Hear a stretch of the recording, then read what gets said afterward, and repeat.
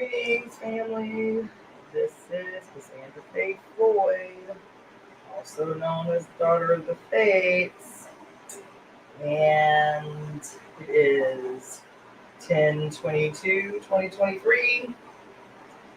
This is the temple service of the Temple of Evolutionary Emergence. I, as the Daughter of the Fates, is the founder of the Temple of Evolutionary Emergence. I'm going to turn on my IG really quick. And we're going to get started. I have some things I want to talk to you about since it's been a week since I've done a live. I'm just switching over. Yeah, it's been a week since I've done a live, I know, but I needed that. I'm still kind of dragging ass. I had an event that I had to set up at yesterday. That was a really good event, but it was really, really strenuous. Once a season, I am invited by this organization called Critical Mass Dance Company to set up a table to offer free cupping, and my booth and the massage therapist are about the main two. Greetings, Basil. Thank you for tuning in.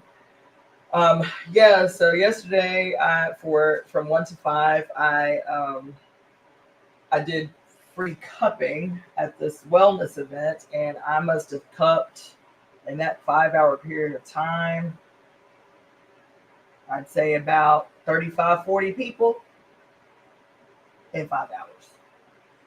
I cupped about 35 to 40 people yesterday.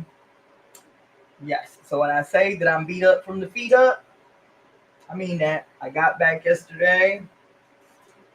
I ate, drank some orange juice. I was in the bed by 9 o'clock, and I did not flinch until about 8:30 this morning. Like, it was a long day. It was a good day, but it was a long day. Last week, the reason that I have not been on here doing lives the entire week, actually since I think the last live that I did was the night of the eclipse. I did the live to talk to you guys about the crazy shit that happened up on this mountain during the eclipse. It was greetings, everyone. Greetings, Samara. I'm gonna tell you, this week, I don't know if you have been paying attention.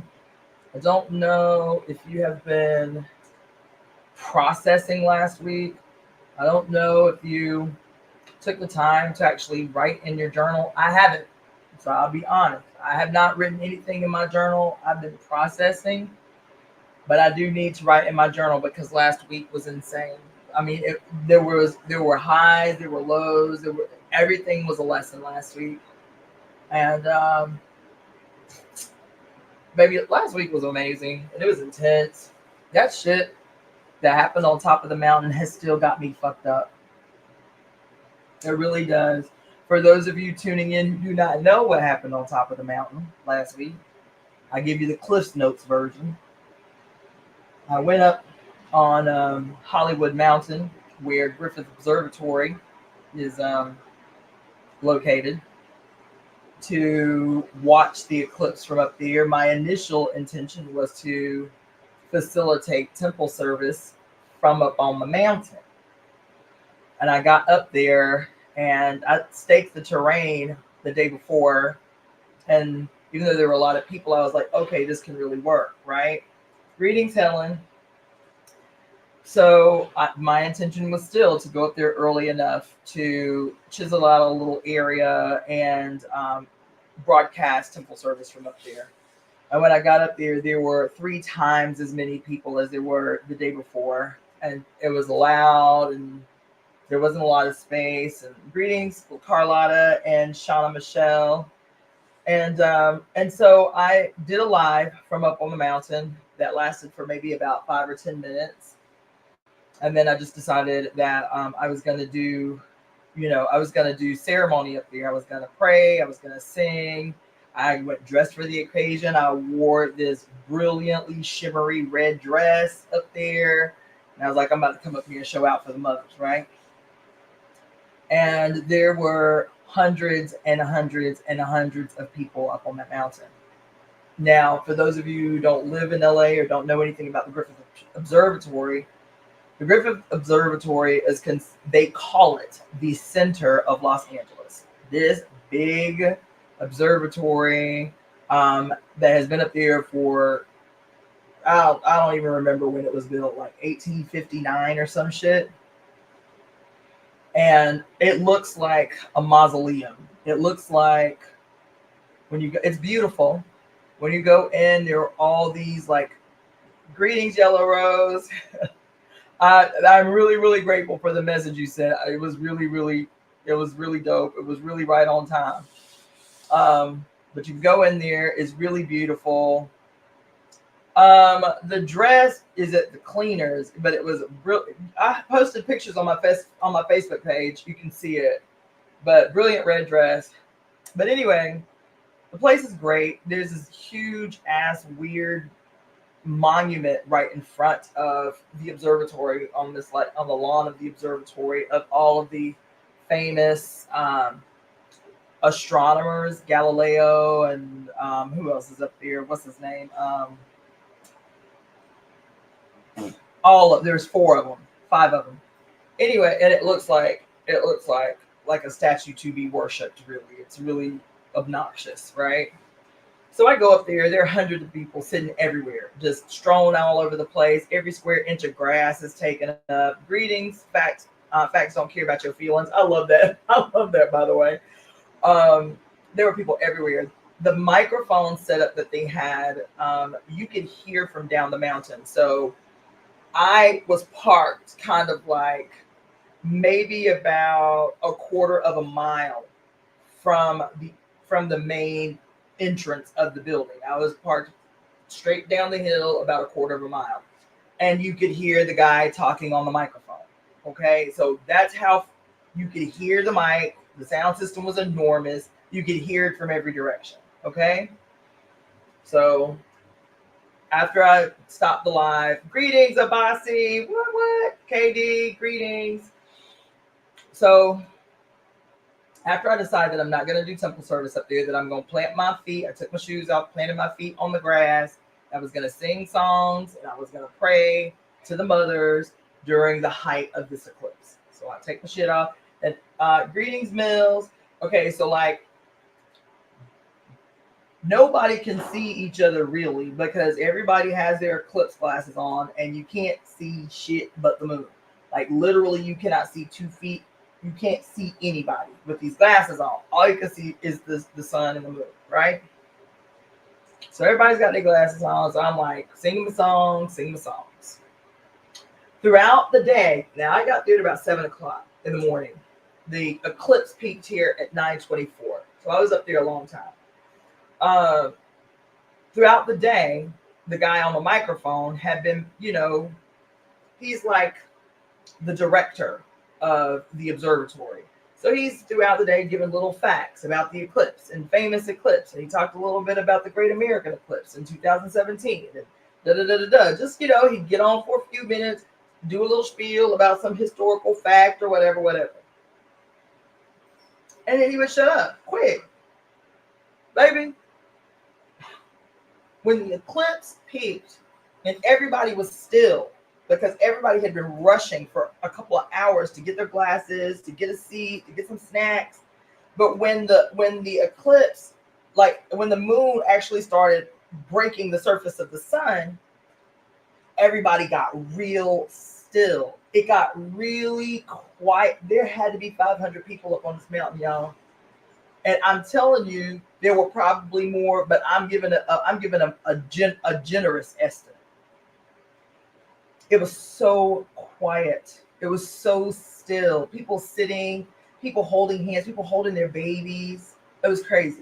people from everywhere on earth.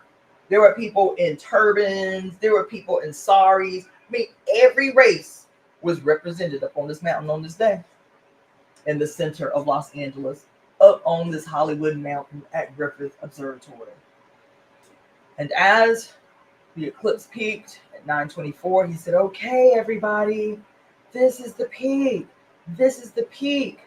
The ancients believed that this was a dragon devouring the sun, and they developed a chant that in our language goes, dragon be gone, dragon be gone, dragon be gone. Everybody say it with me. Dragon be gone, dragon. And all 500 or so of those people on top of that mountain in the most powerfully charged city in this country, in this city that uses witchcraft to etch into the consciousness the ideas that we believe, everybody on earth, in a city that is said to have the largest portal, energetic portal in this country, on this continent.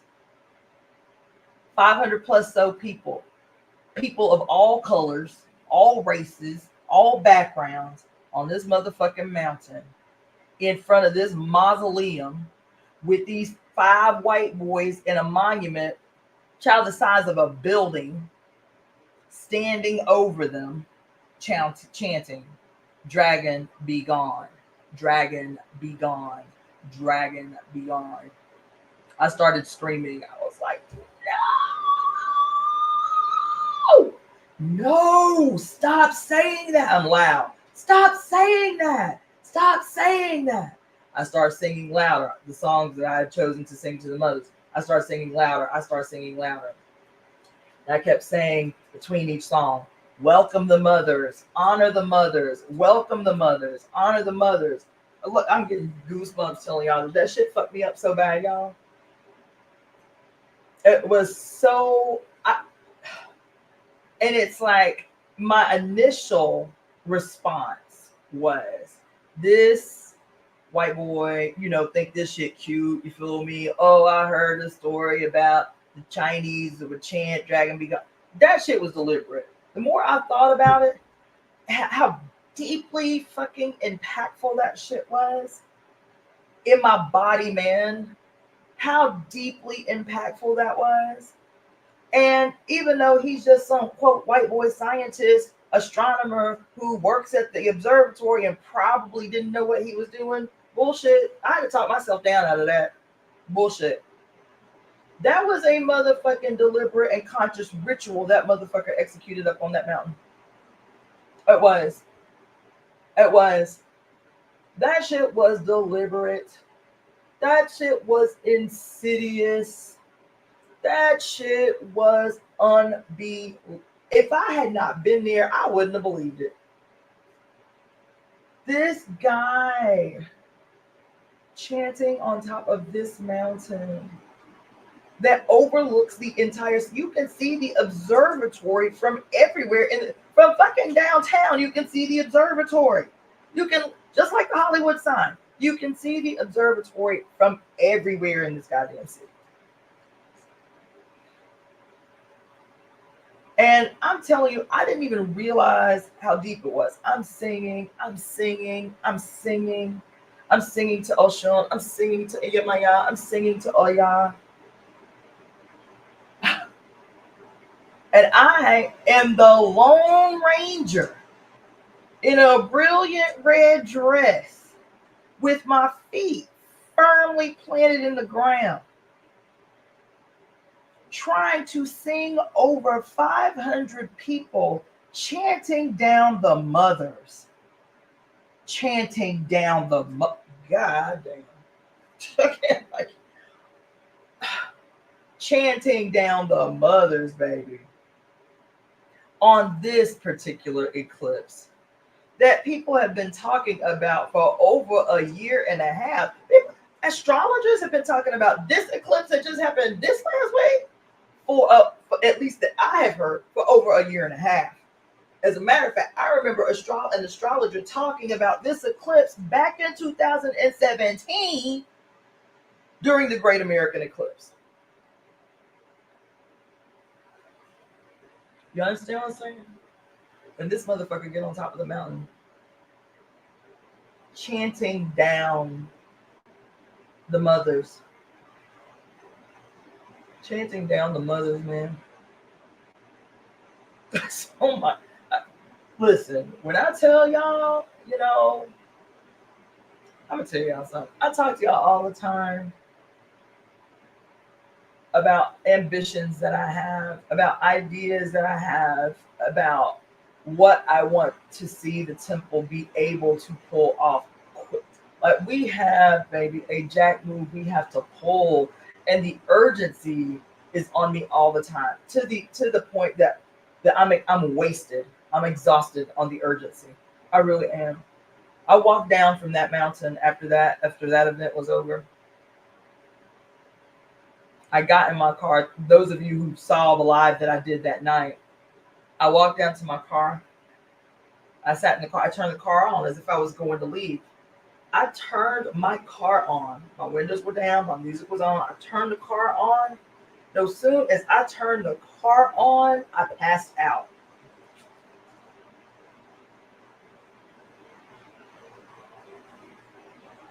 I was gone for a long time. And my foot, I propped my foot up at some time in the window, and somebody walking up to the observatory tapped my foot and said, "Ma'am, are you okay? Your car is running. Your car is on." Like that quick. As soon as I crunked my car, it was over. I was gone. I had been sleeping in my car for over 20 minutes with my car running. I turned the car off, kicked my seat back, put my foot up in the window, and went right back to sleep. When I slept up there on that mountain for about 2 hours, felt like I had been over fucking run. Like I'd been overrun. And the only thing I kept thinking was like, damn, like this should have been a bigger thing. We should have had motherfucking drummers up here. We should have had witches up here. We should have had women up on this motherfucker right here. That shit was crazy. That eclipse that happened on Saturday will not occur again, probably till after I'm dead. That eclipse won't happen again until the year 2039. 2039 is the next time that particular eclipse and its stationing and where it is and all of that, and that we are able to see it from this country won't happen again until the year 2039, dog. If I ain't dead, I'll be an old ass woman. All my hair will be white. Them motherfuckers went on that mountain on Saturday and said, "Don't nobody have to know what we doing but us. But we gonna use the energy of these 500 people sitting up on top of this mountain to pull motherfucking jack move." That's what they did. That shit was deliberate. That shit was deliberate. They went up there to pull a motherfucking jack move. You understand? And unfortunate, and I may not be privy. I don't know everything. I don't presume to know everything. But in my opinion and in my view and in the circles that I have run in the places that I have been, and there ain't too many states in this country where I don't know people. There ain't too many. And in the circles I've run in, the spaces I've been in over the last 20 years, I don't know nobody that look like us pulling them kind of motherfucking jack moves. I don't know any color folks pulling them kind of jack moves.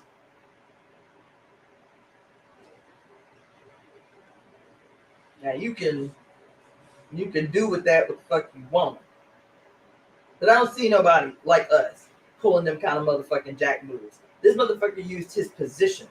This motherfucker used this fucking monument on top of the highest peak in this goddamn city, in the center of the most powerful city on earth in terms of the dissemination of ideas, where the state is centered. You okay, DC? Okay, New York, fine. This is the center of political strategy and shit. But I'm talking about them cities. But Los Angeles, California is the center of global ideological goddamn warfare. And these motherfuckers sat up on top of this goddamn mountain last week and pulled a goddamn jack move. In a city, right at the height of this bullshit happening in the Middle East, in this city, listen, quarter of a mile from my house is the center of the biggest Hasidic Jew community in the whole country, probably.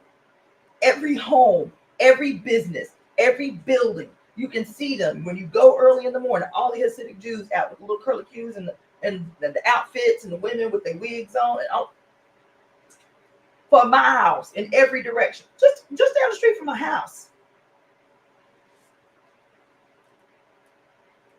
An industry governed by the state and its relationship to Israel. And these motherfuckers got on this goddamn mountain and pulled a whole ass jack move. But your dumb ass, you too proud. I just had a whole conversation with this motherfucker. Everybody, there are thousands and thousands and thousands and thousands of people in the streets of LA right now over this thing happening in Palestine. Thousands, baby, thousands. Helicopters flying over this bitch for the last 5 days like it's motherfucking Fallujah out this bitch. All night, all day. People, when I say thousands, I mean goddamn thousands of people in the streets for the last 5 days. In a city. But you can't talk to no activist.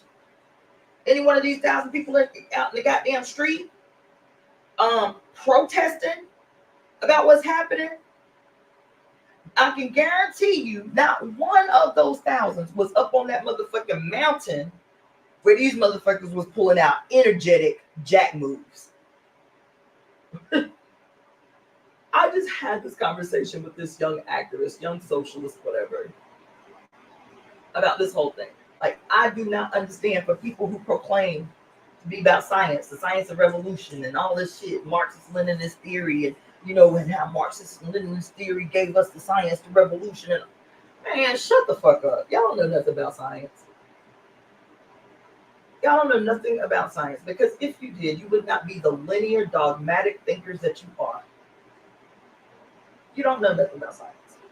You do not understand how phenomena unfolds in the world. You don't. You can't possibly understand. You can't possibly understand how social phenomena unfolds. To be able to observe a thing, an event, an occurrence, a person, whatever, a thing in a moment. To be a dialectical thinker is to be able to factor both the seen and unseen forces that gave rise to the emergence of that thing and how it looked in that moment. Because any one of those forces that gave rise to that thing in that moment, and the removal of just one of those things would change the personification of that thing in the moment. You don't know nothing about science. That's why you cannot hear about how as a socialist, as a Marxist, as a Leninist, as a Taoist, or whatever the fuck your bag is that you using to talk about how you gonna change the world, and can't figure out how you running around in circles chasing your tail all over the fucking place. There's no way that you can hear someone, first of all, who's been in revolutionary organization for half her goddamn adult life, who took the study of revolutionary science so seriously. So seriously. And then to become a practitioner of Ifa, and took my position as a devotee. I was not interested in the priesthood. I was not interested in the acquisition of power up inside that organization. As a matter of fact, everybody telling me you need to be initiated, you need to become a priest, and I was like, I'm cool being a devotee. I'm cool in worship. But I took it seriously. to call yourself a social scientist and to ignore that at the same time your dumbass is chanting in the streets as if it is going to change a motherfucking thing. And at the same time that you chanting in the streets, these motherfuckers are on top of the highest hill in the center of the city in a building almost 200 motherfucking years old, pulling an energetic jack move at the height of an eclipse that will not be seen again for another fucking 40 years, recognizing scientifically this is an astronomer. This motherfucker wasn't no priest up on top of this goddamn mountain. This motherfucker was a scientist on the top of this goddamn mountain, initiating a fucking ritual with 500 unknowing willing participants.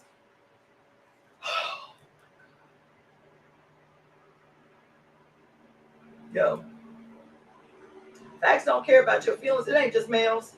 It ain't just males. Males have set the tone for our disbelief, but it ain't just males.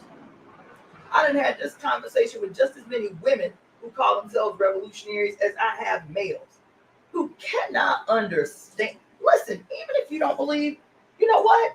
Even if you don't believe, pull out all the stops anyway, just in case. How about that? Just in case this bitch, right? Let's go ahead and light these candles. Let's go ahead and do these little rituals. You feel, even in this whole thing about the law of attraction, all this bullshit that they talk about,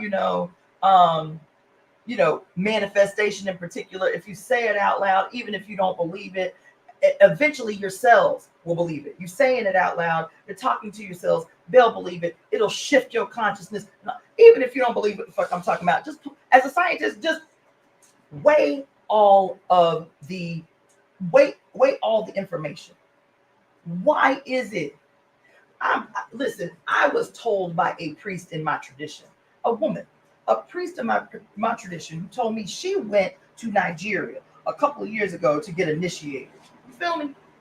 And while she was there getting initiated, these babalaos in goddamn Nigeria, up for grabs, up for sale to the highest motherfucking bidder, admitted to her in ceremony that Donald Trump, now listen, you can take this information and do with it what you want to fucking do. I'm just telling you what the sister told me. The babalaos that she did work with told her that Donald Trump, as soon as he announced his bid for the seat, as soon as he announced his bid for presidency, he was in Nigeria. He had representatives in Nigeria doing work for him. Does Donald Trump believe in E5? Probably not. But this motherfucker's like, look, we're going to pull out all the stops just in case. I'm telling you what she told me. I'm telling you what this woman told me. She was born in the tradition. She my age. She was born and she don't know nothing but the tradition. She said, baby, look, I'm trying to tell you. She said, me and my folk, we got in these rituals. As soon as we knew this cracker was running, we got in these rituals. We was like, this motherfucker can't win. Listen, I wasn't even on that. I wasn't even on that wavelength at the time that Donald Trump ran. I was in the tradition, but I wasn't on that wavelength, right? And listen, because I am a political scientist, baby. Because I'm a political scientist. When that motherfucker ran, I remember sitting in a room full of men, brothers in the tradition, brothers who were revolutionaries. And I remember telling them, I was like, y'all know this white boy gonna win, right? They were like, there ain't no way. Ain't no way people gonna vote for Trump. I said, if you do not know how to read and analyze social phenomena, if you do not know how to apply historical context to an energy that is palpable in an area at any given time, you will never be able to predict the future. And it is not about some crystal ball type shit. It is about being able to read and analyze social phenomena. I said, this white boy is not only gonna win, his ass is gonna win by a landslide. It's like, nah, comrade, we need to take a bet on that. I said, I will take all your money. I said, I will take all your money. Because this motherfucker is nobody was saying that. Especially when he first announced his bid. Trump ain't gonna win. People were treating it like a joke. Trump ain't gonna win. This dude is a motherfucking lunatic. He got this terrible ass history. He anti-black. This boy ain't gonna win. I said, this white boy is not only going to win, he is going to win this shit by a landslide. Watch my smoke. Watch what I'm saying. That's not me having a crystal ball. That's not me throwing. That's not me casting casting the shells to predict. That wasn't none of that. It was about being able to understand and recognize history and how it plays out in our present all the time. It's about being able to analyze social phenomena all the time. Witnessing a thing, not as the thing in and of itself, but all of the contributing factors that led up to its presentation as it is in the moment. That is social science and being able to analyze social science to predict the future. I've had a whole week to think about this. This is the first time I'm talking about it out loud since I did that live that night afterwards. I needed this whole week to analyze what the fuck I was just a part of on this mountain. And subsequent to that, all of the shit, all of the unrest, all of the shit that's happening in the city. And all of the factors that contribute to its presentation. You understand? Famous people every single day on their Instagrams, on their live feeds, expressing their outrage about the unfolding of events. I just know that, because let me tell you, I was not planning on being in the city for the eclipse. Up until 2 days before, my plan was to get my ass in my car and drive to Utah to be in the line of totality. I wanted to see the Ring of Fire. We only saw the partial eclipse here. I was like, I've been talking about it for a month. If I have to drive by myself, I'm driving to either Nevada or to Utah. It's only a 6-hour drive from here. I'm driving to Nevada or Utah so that I can be in the path of totality. I want to see this Ring of Fire eclipse. It's probably the only time I'll ever get to see one in my lifetime. You feel me? 2 days before, 2 days before the eclipse, I already had my mind made up, and I was doing some study because you guys know I was doing lives twice a day, every day last week, preparing you guys for how to power up during this eclipse. 2 days before I decided I'm going to leave, I am doing research for a live that I'm going to be doing for you guys. And I see this dude, the white boy. I told y'all that. He did a little, and as a matter of fact, I told y'all to go look at it. It was a little, because they do live presentations over at the Griffith. So it was him doing a live presentation at the Griffith about the history of eclipses years ago. This thing that I saw. This thing that I saw 2 days before I was planning to leave, he had done this presentation a few years ago on the history of eclipses. The same dude. And I get up there on that mountain. It was, a matter of fact, I would say it was probably the seed that had been planted in my mind about not going to Utah and instead going up to the Griffith Observatory. That's what I had conceived. It was like, I saw this thing all random doing some research for y'all for this live. And I was like, you know what? I'm not going to drive across the country. Across this state. Do I really want to spend 12 hours on the road, to see a 30-minute eclipse when I can see the eclipse just fine up here at the Griffith Observatory? And this dude's video of his seminar was like, oh yeah, I could just go to the Griffith Observatory. So that happened. And so I went up to the observatory partly because I'd seen this dude's seminar. And then this same guy got up on that goddamn mountain and conducted ritual. It was like Spirit wanted me to see it. It was like Spirit wanted me to bear witness to what was happening in this city all the time. That regular, everyday people who aren't in the know think it's just innocent, cute shit. Come on, you guys, say it with me. Dragon be gone. Dragon be gone. And every last one of them motherfuckers out there participated. Every one of them. Do they know that they were contributing to a fucking ritual? No, they don't. Do they know that they were spell casting over their own colored lives? Of course they don't. doesn't mean that energy galvanized by 500 people up on that mountain did not do exactly what it was supposed to do. Yeah, that happened. And you can't have a conversation with no quote social revolutionary about the need to power up, the need to be pulling energetic jack moves, just in case. We talk about this all the time in every space. The Haitian Revolution, the victorious Haitian Revolution. The Haitian Revolution was not victorious.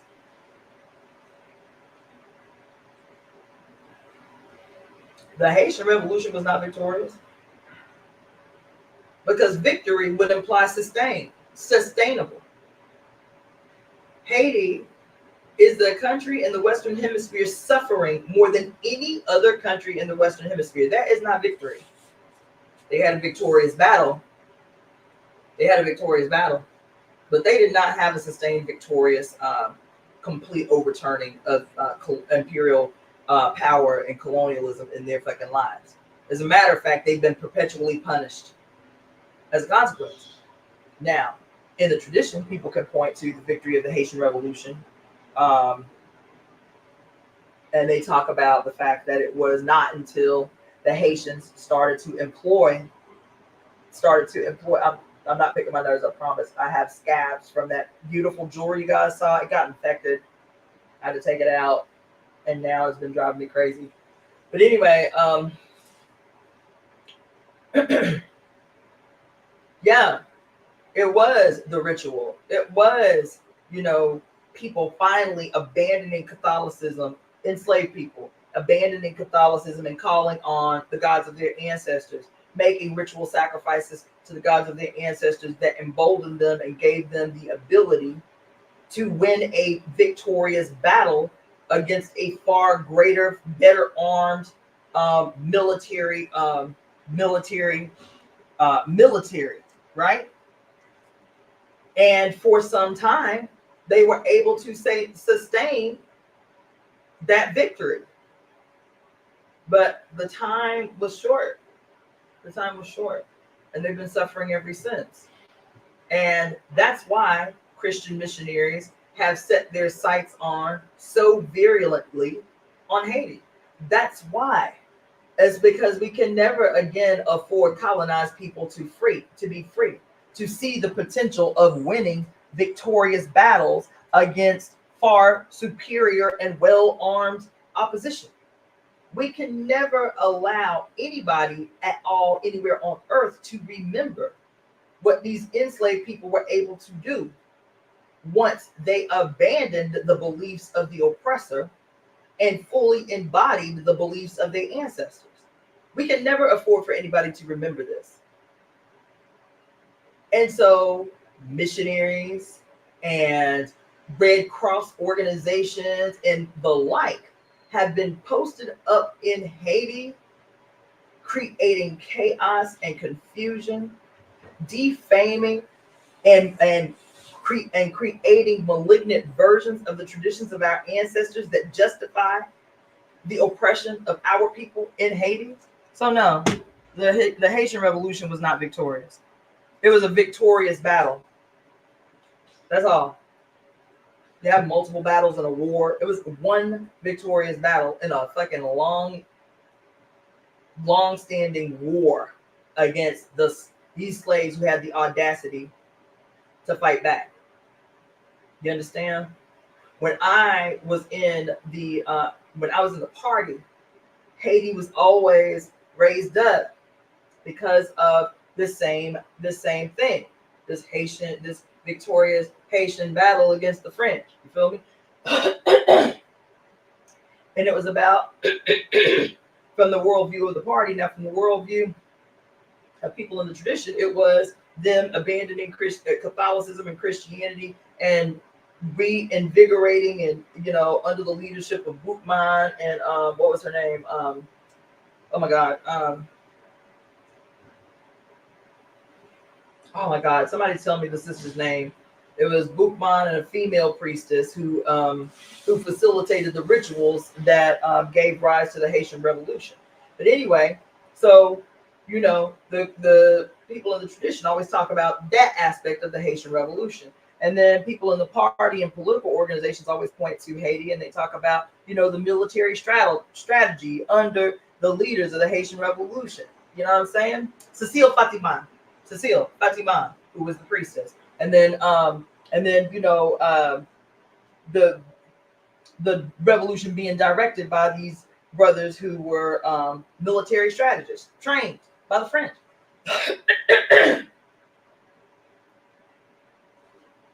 Both were required. Both were required. It wasn't just one thing that led to the success of the Haitian Revolution. It was the deep, dark work in ancestral veneration and ancestral tradition in calling on the gods of war, initiated by Boukman and Fatima.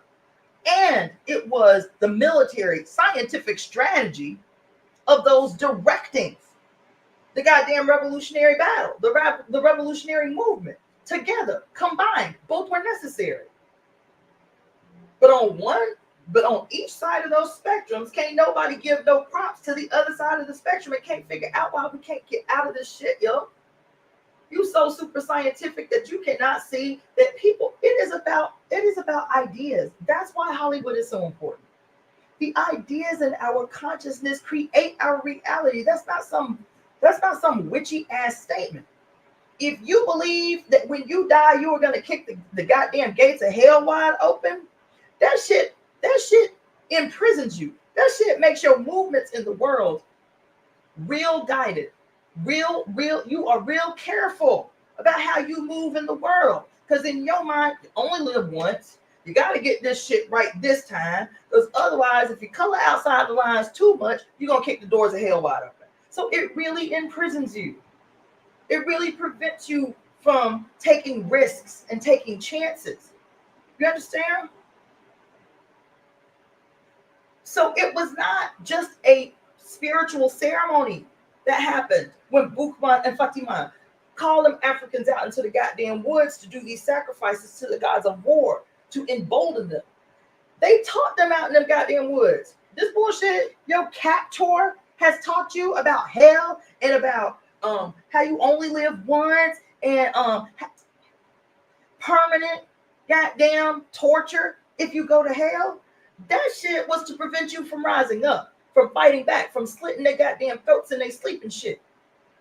What our ancestors taught us is that you can live boldly and out loud and audaciously all the time because you have many opportunities to get it right, to evolve, to elevate. You come back in your ancestry. You come back in your offspring. You are born over and over and over and over again in the world that you create.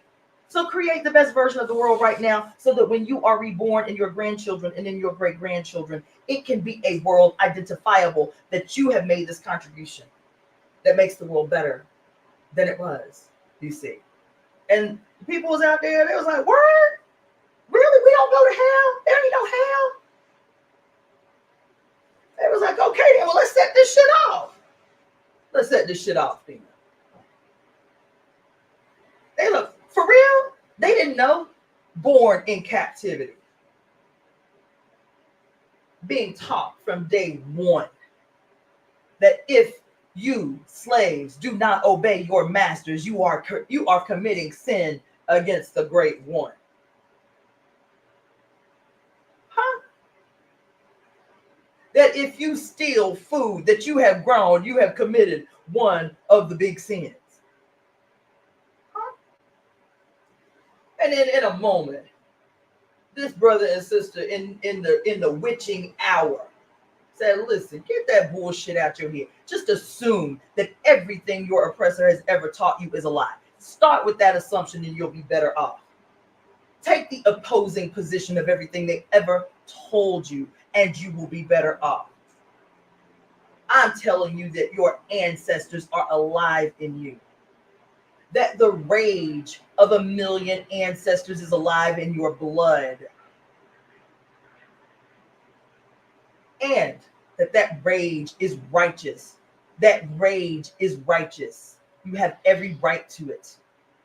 Now spill that motherfucking rage on this motherfucker like the goddamn plague and set this shit off already.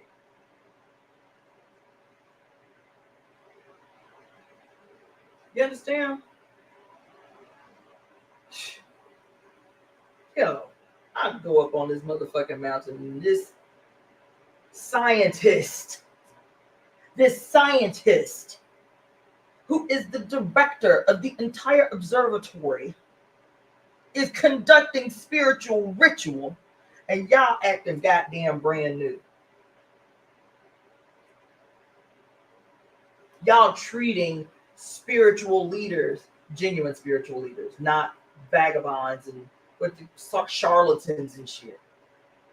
Y'all are treating spiritual leaders like they're insane for ceremony, like they're insane for conducting ritual, like they are crazy for talking to their ancestors. Meanwhile, this white boy got up on this motherfucking mountain in this city, a scientist, and conducted ritual. That's what he did up there. And you cannot have me believe that he did not know what he was doing, that shit that he announced at the peak of the eclipse. It is 9:24. It is the peak of the eclipse. Everybody say it with me. You can't tell me he didn't know what he was doing. You can't tell me that even if he didn't know initially, that somebody wasn't in his motherfucking ear directing that bitch. That shit wiped me out. It wiped me out. Baby, when I say I would listen, I'm singing as loud as I can. I'm singing as loud as I can. I'm singing as loud as I can. I am literally I've got my hands like this, facing the ground, calling up the dragon from the center of the earth. Now, let me tell you what else happened. I processed so much this week, y'all. Let me tell you what else occurred to me. Oh my God. Let me tell you what else occurred to me this week, that day. I don't know if I told y'all the story, but something had happened. Something had happened to me that was so goddamn profound. It fucked me up. I was so conflicted. I was so outraged, but grateful for the clarity. It did not occur to me until I was up there literally doing this in my mind, seeing me like coax the dragon from out of the center of I swear to you, I'm literally got my hands like this and I'm like coaxing her out of the center of the earth. I'm saying, come now. I'm like, can some shit happen today? Can somebody cut this motherfucking mic off? I'm like imagining all the ways that this shit could be undone, right? I'm coaxing her out of the center of the earth. Baby, let me tell you, it wasn't until I did my hands like this, face down, that I remembered that exactly a year ago that day,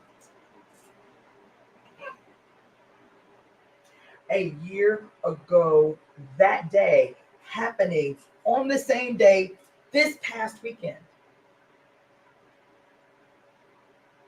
I was in a ceremony a year ago on that day, and that ceremony was happening again that day. I was in the ceremony. I don't even think I've told y'all this story. I don't think I've said it out loud. I haven't said it online, what I mean when I say out loud. I was in this ceremony, and I'm going to just say what it is. I was in this ceremony called the Bear Ceremony at an event here in Los Angeles. I'd never been in Bear Ceremony, but I'd heard so much about it, so I was so excited. Every time I'd heard about Bear Ceremony, I was on my moon, and so I could not participate. This is the first time that I'd not been on my moon when learning of a bear ceremony. And I go into the ceremony. There ain't but two black people out there, me and an elder sister, who was obviously mixed race, but she was still, us. just telling y'all have to pay attention to your life, because there are lessons that come down that motherfucking hard. I'm in this ceremony, and in the bear ceremony, there are men draped in the skins of bears, shaman draped in the skins of bears. And bear medicine is big medicine in most native culture out here in the West Coast.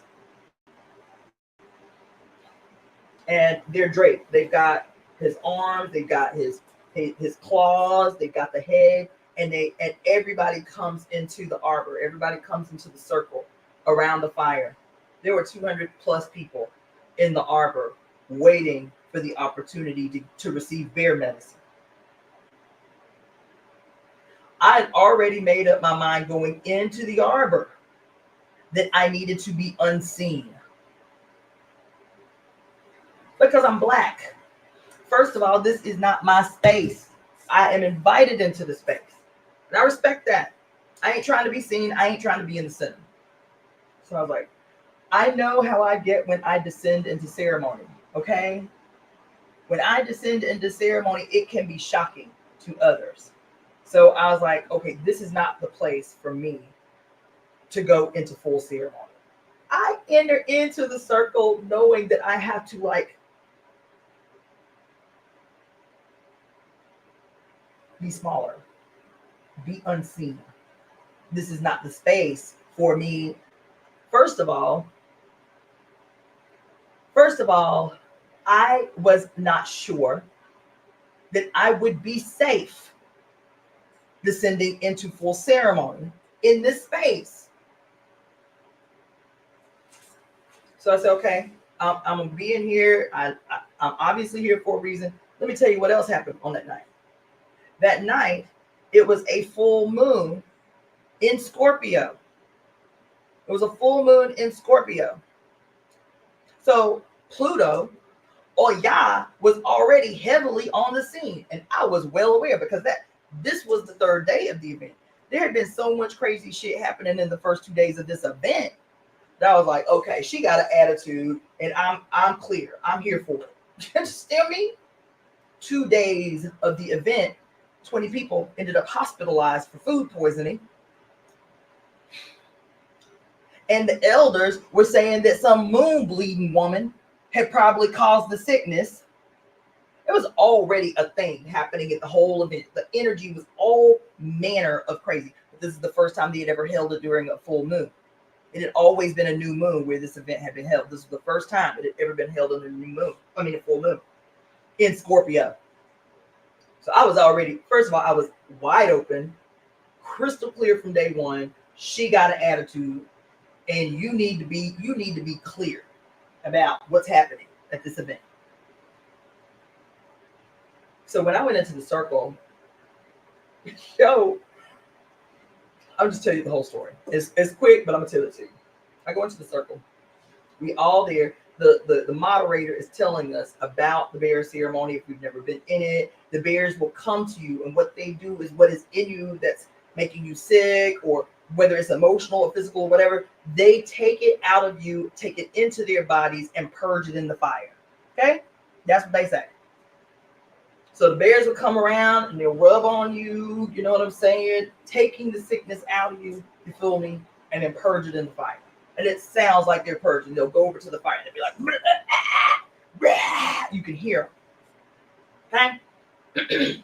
I said, okay, cool. I'm going to be back here in the cut on the back side of the circle. I don't need nobody to see me. I need to be invisible in this bitch. You feel me? So while the moderator is talking, telling us, the etiquette of being in the circle and what to expect, baby, before the drummers, because the drummers is over on one side. These are native drummers from all the different tribes, okay? Before the drummers even get crunk, before they even put their hands on the drum, I told you there's 200 plus, about 250 people in the circle looking to get medicine. There ain't but two black people in the whole circle. Everybody else native. And the other sister is obviously mixed race. You feel me? And she an elder. All of a sudden, after the moderator stopped speaking, there's quiet. The drummers are about to get started, but before the drummers can play, the only other black person in the circle, y'all, she starts screaming loud.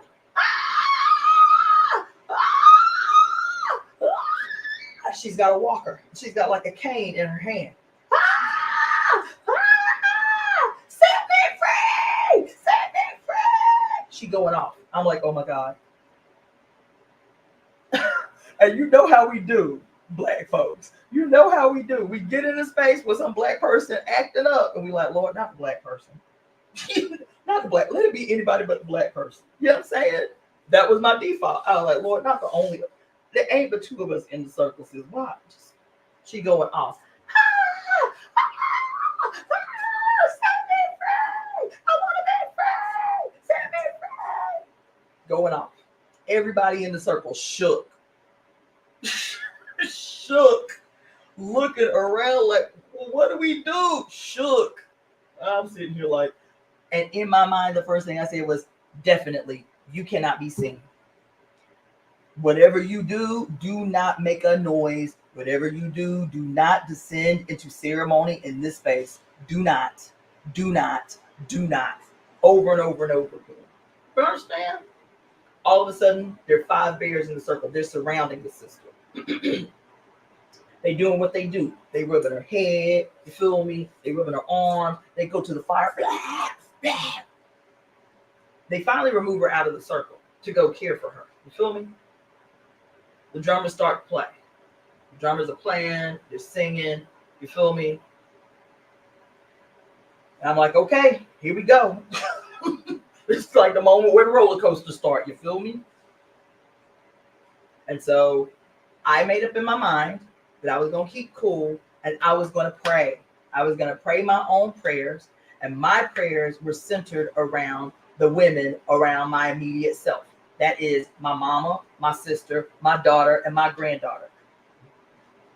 My mama, my sister, my daughter, and my granddaughter. Those were the females that I was going to be praying for in this ceremony. That I was going to I was going to focus my prayers around them. That I was going to be praying to Mother Moon, and I was going to be praying to the center of Mother Earth. This is how I got to the story. I am praying. I'm saying this prayer over and over. I just repeat this prayer about my family, about the females immediately in my family. And I'm also praying this prayer where the power of this moon, this full moon in Scorpio, and the mother sleeping in the center of the earth are coming together in my heart. That's what I kept visualizing, the power of the moon coming down and meeting the power of the center of the earth in my heart. Fill me up from below and from above, whatever. This is my prayer, okay? One of the bears walks by me. I'm like, all right, cool. You know what I'm saying? I'm like, okay, you know what I'm saying? He walks maybe 3 or 4 people down and stops and turns back around and comes and stands right in front of me.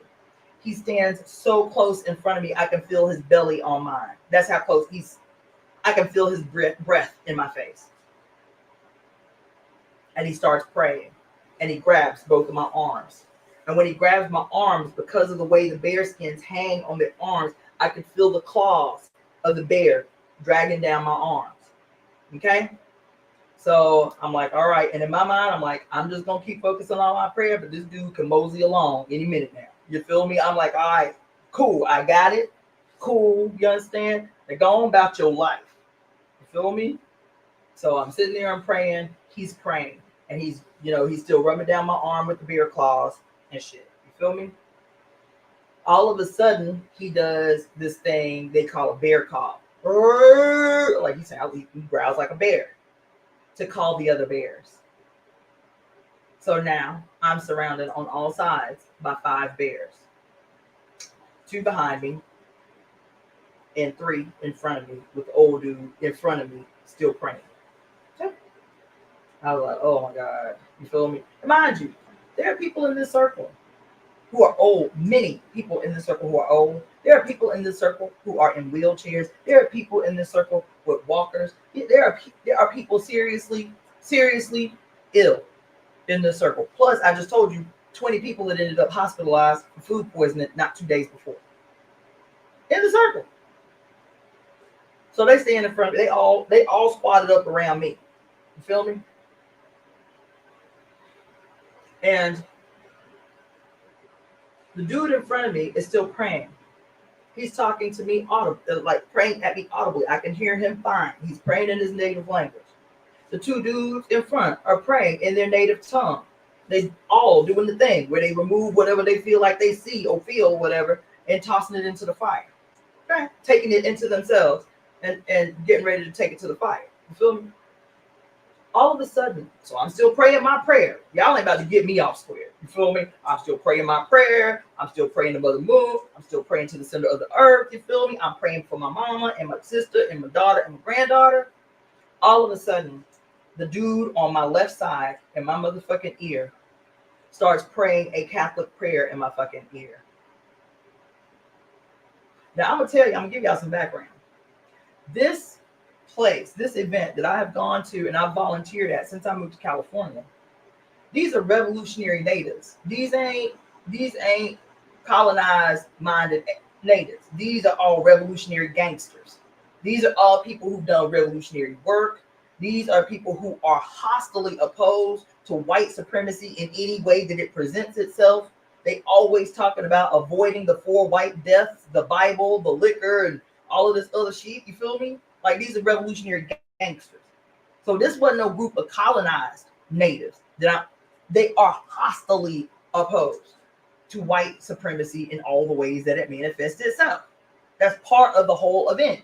They did the event. They started doing the event as a direct opposition to Christopher Columbus and and him supposedly discovering America, because they started doing it on the 400th anniversary of Christopher Columbus or some bullshit. You feel me? And so, knowing this and hearing this motherfucker behind my ear, and he ain't talking audibly like the rest of these motherfuckers, he in my ear whispering as to not alarm the clique. Do you hear what I'm telling you? He is whispering so that the homeboys don't hear him praying this Catholic fucking exorcist priest, this Latin exorcist priest, exorcist prayer in my motherfucking ear. I am angry. I look over, I can't even see him because he's directly behind my shoulder, but I immediately did one of these numbers. And I was like, no, I'm tripping. A few minutes go by and he starts again, Espiritu Santus and all that bullshit, all that shit you see on every exorcist movie when they trying to cast demons out of bitch.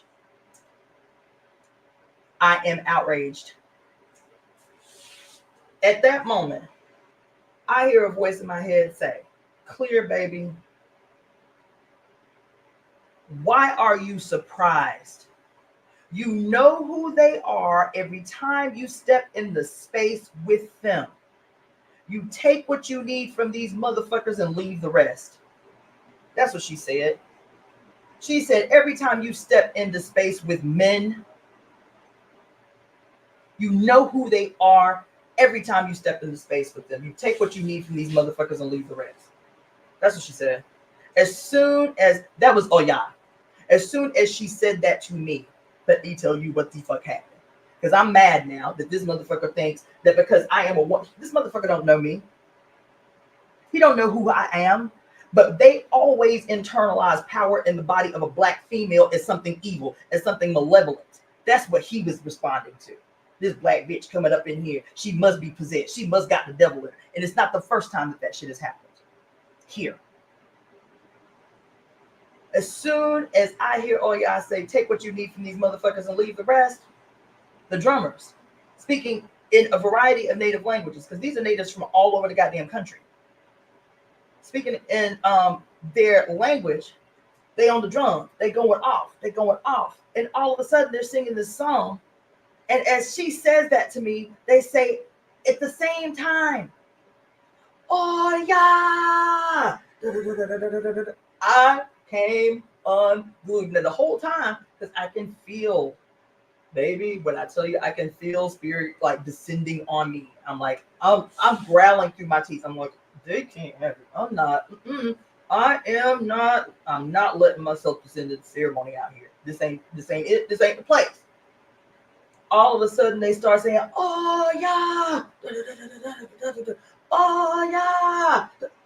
I was like, oh my God, no fucking shit. I'm still fighting, being overcome by spirit. I'm outraged on this side, and I'm like, I'm always self-questioning. So is it just, I'm always self-questioning. So even when ceremony happens and it is obvious, I hear, oh God, tell me, take what you need from these motherfuckers and leave the rest. And then these drums, she said, bitch, I want you to know it's me. These drummers, as soon as it happens, start screaming, oh yeah, oh yeah, and they going in. People are coming unglued in the circle. People are falling on the ground in the circle. I was like, y'all can have it. Y'all cannot have it. I am like screaming through my teeth now. Oh my God. Right? I finally leave the circle. They got me so close to the fire. These guys drug me to the fire. So they had me so close to the fire. I can feel the fire burning me. I can feel it everywhere. And they're like, just stand over the fire. We're gonna pull this off of you. We're gonna pull this off of you. And they start grabbing on me and my hair, everything. And they're like, bleh, bleh, bleh. And when the shit is over, okay, the bears go straight from the fire to the sweat lodge, because all of this so-called sickness that they've taken on from the crowd, now they have to be purified from it. So they don't go anywhere. They go straight from the arbor, straight to the sweat lodge. And there's a dude waiting in the sweat lodge to lead ceremony for them, so that they can get rid of any remnants of what they couldn't get rid of or purge in the fire. Okay, so that shit happened. The rest of the next day, because there was a whole nother day of event. That night, I went to sleep and my dreams were crazy. One of the dreams that I had, though, was I was walking through the woods and I saw this massive albino wolf, this completely white wolf. But I didn't feel scared. I didn't feel like it was coming for me. And I wake up, but I had crazy dreams all night. So the next day, I go to Sweat Lodge, first thing in the morning, like 6 o'clock in the morning. I was like, right? So I go into Sweat Lodge. It was crazy. It was powerful. And then we leave the event. We leave the event at dusk the next day. I'm riding with a crew. There are 3 of us in the car. We're in San Pedro, yo. We ain't in the woods nowhere. We're in San Pedro, driving down the freeway. And I said, oh my God, are y'all looking at do y'all see what I see? Because I'm like, okay, I could still be tripping. There was it looked like a wolf. It could have easily been a dog, but there was this big, giant, white wolf-looking entity walking on the bridge on the freeway, going from San Pedro to goddamn LA. And I just had a dream the night before about a goddamn white wolf. Just so you know, there ain't no wolves in motherfucking Los Angeles. There ain't no wolves even in the mountains in Los Angeles. Okay? This ain't they territory. This ain't they. So I'm like, and they're like, holy shit, what is that doing? It just walking on the freeway. So it was not my imagination. We saw a goddamn white wolf walking down the freeway on a bridge, right? I get home, I'm freaking out. For 2 days, I am having seriously severe night terrors. I can't sleep but maybe an hour to 3 a night. I'm up over and over and over from night terrors. One of the dudes, the dude who led the Sweat Lodge, called me out of nowhere. He was like, yo, I wanted to call and check on you. I was like, listen, I was thinking about calling you because something is happening to me. He said, he's like, well, let me just tell you why I called you first.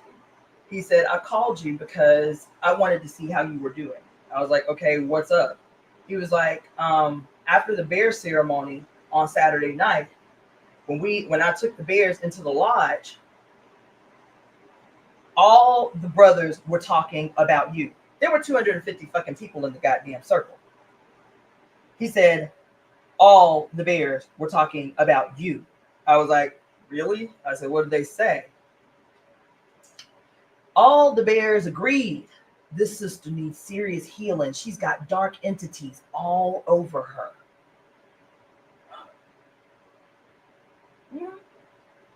I said, oh, really? I said, that was the general consensus. He was like, yeah. She needs serious healing. She needs serious healing. Of course he knew they were talking about me because I was the only nigga in the goddamn circle. So he said, I made up my mind I was going to call you in a couple of days, give you time to like kind of recover. I said, well, I'm glad that you called, because let me tell you what the fuck happened. And I told him about the motherfucker over my goddamn shoulder, chanting this motherfucking Christian prayer, this Catholic prayer in my motherfucking ear. He said, that did not happen. I said, why would I lie to you? I said, for 4 years that I've been volunteering for this event, I have always missed the bear dance because I've always been on my moon. I said, I was looking forward to this. Why would I lie to you about something like this? This motherfucker was in my ear attempting to exorcise me. He was like, that did. Now, the reason he was offended is because, again, I told you, these are motherfucking revolutionary gangsters. These is radicals. He's like, ain't nobody praying no Christian prayer in your motherfucking ear. I said, the fuck you say? The hell you say? This dude's supposed to be a friend of mine, so I can talk to him like this. This wasn't no random motherfucker. This motherfucker been in my house and held my grandbabies and all that shit. I said, why the fuck would I lie to you about something like that? I said, that shit happened to me. While the other brothers were praying in their native language, this motherfucker was in my ear whispering a goddamn Latin prayer. I said, I've been having night terrors ever since. I don't have nightmares, much less night terrors. I had night terrors for 2 weeks after that ceremony. For 2 fucking weeks. I'm calling every spiritual healer in the tradition that I know. This y'all shit, this y'all ceremony, that I was supposed to be safe in this space. I was supposed to be safe in this space. This y'all shit. So I'm coming to y'all to tell me how to address what is it that I'm supposed to be interpreting. You know what this motherfucker told me when I asked him, well, what do white wolves symbolize in your tradition? What does it mean when you see a white wolf in your dreams? It means you crazy. I'm just joking. Motherfucker, there's not some shit to joke about. There's not some shit to joke about when I told you I'm not sleeping from night terrors after going into a ceremony where I was supposed to be safe. It's not a fucking joke. You understand? That night, which was a year ago, exactly to the night of this eclipse that we just walked out of. And it was me doing this prayer with my hands, literally like trying to stir the mother up from her sleep. You know how when you a kid, you try to wake your mama up, you don't want to startle her, so you kind of like rub on her arm to kind of like gently arouse her. This is what I'm imagining myself doing, and I did the same thing in that circle a year ago in bear ceremony. And it didn't occur to me until I was doing those, oh my God, oh, overcome. Up there on this goddamn mountain this past weekend. And so the lesson was, because that was not the first time that had happened in bear ceremony, where these motherfuckers tell him in the lodge, that sister need a lot of healing, she got dark entities on her.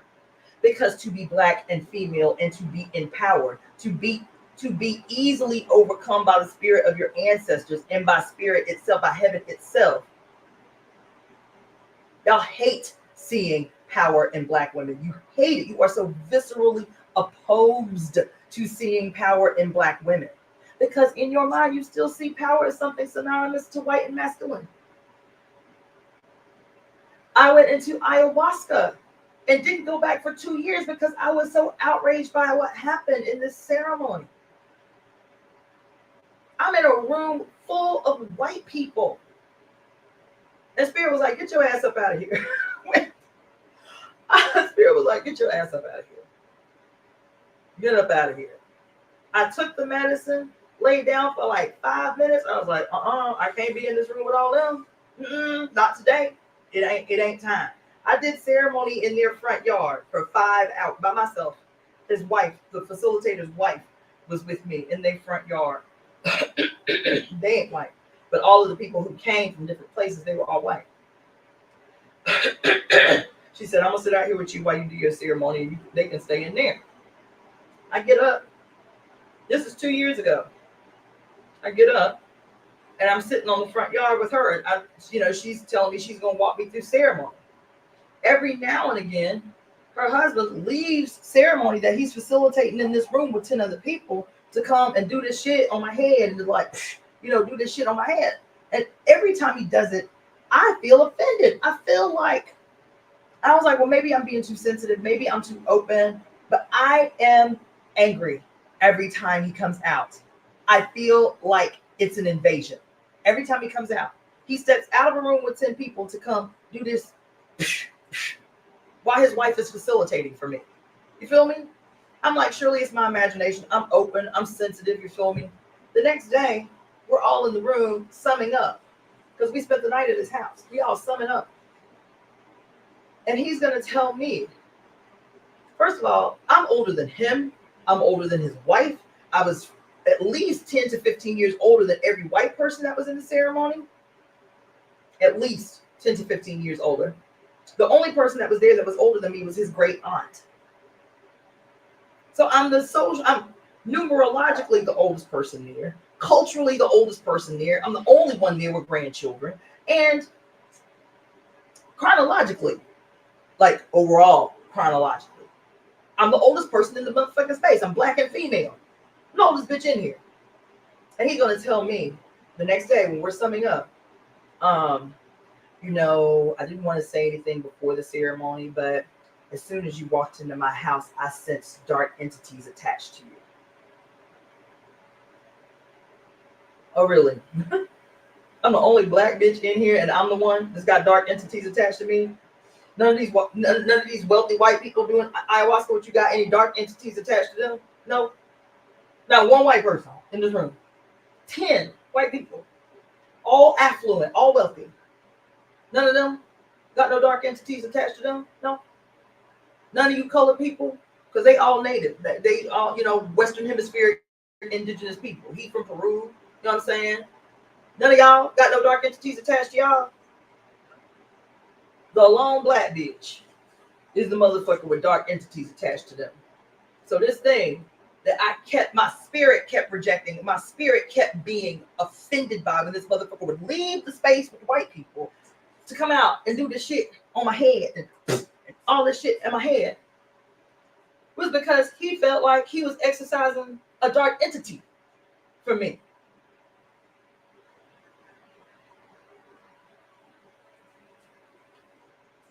And then to turn around a year later to have 5 bears in a sacred ceremony, a healing ceremony, set their sights on the lone one black bitch in a circle of 250 fucking people in wheelchairs, elders, people 20, 30, and 40 years my goddamn senior. Oh, they don't need the healing.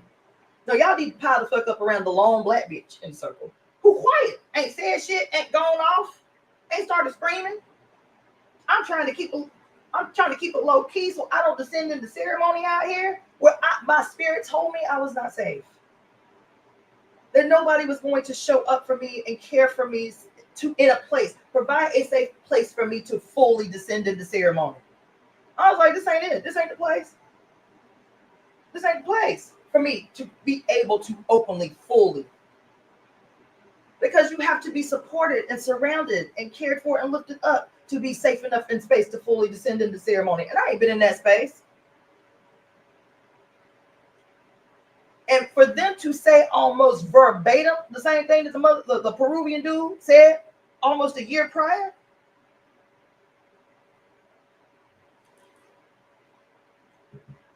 Yeah.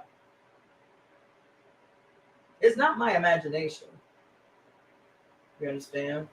When I talk to you about the key to the dismantling of this madness that we call white supremacy, that we call patriarchy, is centered in the flesh of Black women, in the presence of the mother embodied in Black women, because y'all all hate them. Y'all all are fearful. Y'all all are terrified of power when it presents from the body and the flesh of a fucking Black woman. The reason that you are fearful, the reason that you hate, the reason that you reject power in this manifestation right here is because all of our conditioning has taught us that power belongs to white males. And our proximity to whiteness and masculinity is what affords us the opportunity to have glimpses of power. And I'm telling you, whatever it is you're trying to set the fuck off, whatever it is you're trying to set the fuck off, you have to be comfortable with the face of supreme, ultimate, cosmic, universal, scientific, goddamn power manifested in the flesh and presence of Black women. That's why y'all all spend so much fucking time trying to suppress us, trying to condemn us, trying to overpower us, trying to force us into narrow spaces. But it's also the reason that you are uncomfortable with how we present, no matter how we present. Doesn't matter. I just saw this thing the other day where the sister was like, damn, how I'm getting tone checked even when I'm quiet. I don't have to say a word. I can be totally quiet and a motherfucker want to tone check me. Why are you so quiet? You're not very outgoing or sociable on the job. But if I say some shit, then y'all gonna tone check. But if I'm quiet, y'all gonna talk. Y'all are always uncomfortable with our presentation in space, though on the contrary, you need it to validate your existence. You need our presence to validate your life. You need us, but you hate us. Somebody said to me the other day, well, it's because they love us. It's because they worship us. Wrong. They do not worship us. They do not love us. Emulation isn't about them loving us or worshiping us. It is about envy. It is about hatred because of envy. It is about seeing yourself as apart from us because God is us. God is us. And you see yourself apart from us, so you envy us. But it's your isolation and your separation from us that has created this hatred and this envy. You do not see us as one. You do not see us as the one. You do not see yourselves as a part of us. So you are okay with our degradation. You are okay with the harm committed against us. You are okay with that which ails us. You participate in those things, the degradation of, the replication of, the condemnation of. You are okay and participate in. Your complicity to violence against us is your participation in the violence against us. And it is all because you have been taught, primarily by the Roman Catholic Church, but not exclusively, that if women represent evil in the world, then Black women are the personification of evil in the world. And we, even as Black women, have swallowed these hot coals that destroy us from the inside, to see ourselves as something synonymous with evil, to see ourselves, our Blackness and our femaleness as something synonymous with the deserving of all kinds of brutal crimes committed against us, and everybody is silent in the face of them. So for me, to be so genuinely concerned, not only with myself, but with every living creature on the planet, to really believe that there is a future that exists for us, where we can remember that we are one, not in some hippie ass fucking dismissive way, and we're all one. As I step over your fucking body in the street, we're all one. Not that. Not that. The we are all one comes when you comply to the will of the mother, where you see that you are a part of her body, that you are her. It requires a compliance, a willful execution, a welcome, an honored execution of her will in the world. Not force, not obedience. It is, my mother is the shit. My mother is everything. She is the complete embodiment of all. And she, in her wonderful foresight, saw that we would stray from her. So she left us reminders of us as her, in Black women on this planet, as the microcosm to who she is in the universe. This is a gift she left us, Black women. This is a gift, a reminder. She left us of who we are and what our potential is in her. not apart from her, in her. It is my honor. It is my supreme fucking blessing to execute her will. I am fed by the opportunity to execute her will in the world because I know when she is well, we are all well. God damn it. Yo, this is the most I've talked in a week. This is the most I've talked in a week because this week it was something the fuck else. It was something the fuck else. And here we are this Sunday. And I'm talking about the magnanimous last 3 motherfucking weeks. Because this shit kicked off at that supermoon on September 30th. That wasn't sparing nobody and was kicking everybody ass. You feel me? And right after that supermoon, that eclipse, not even just the eclipse, the supermoon, then Pluto stationing direct on the 1010 portal. Do y'all know that little presentation that I did on the 1010 portal, I got 1,000 views. I've never gotten more than maybe 400 views on a video. I got 1,000 views on that one piece that I did on the 1010 portal. I was like, damn, was that a fluke? Huh? Pluto stationing direct on the 1010 portal, Friday the 13th, 3 days after, as the predecessor to this most powerful eclipse in Libra. We got a blood moon eclipse this Saturday in Taurus. A blood moon eclipse this Saturday. This Saturday in Taurus. 1, 3, 4, we'll see. 4, 5 days after is Dia de los Muertos here in California, where all these Mexicans gonna be doing parade. They already been going ham. You feel me? I love being in this city during Dia de los Muertos. That shit is the most awesome shit I ever seen. Parades to the ancestors. Man, I went to this goddamn Dia de los Muertos thing about 3 years ago. They had a car show. Because, you know, Mexicans do like these really elaborate, like old school car shows, like 1930s, 40s, 50s, and 60s cars, right? They'll do these radical ass car shows. But during Dia de los Muertos, this event that happened maybe about an hour from where I'm at, they did a car show, but the car show wasn't a moving car show. They had all these cars lined up right beside each other. It was like 3 city blocks, both sides of these dope ass cars, side by side by side by side by side. All the cars are facing the street, so they backed into the parking spaces. You feel me, baby?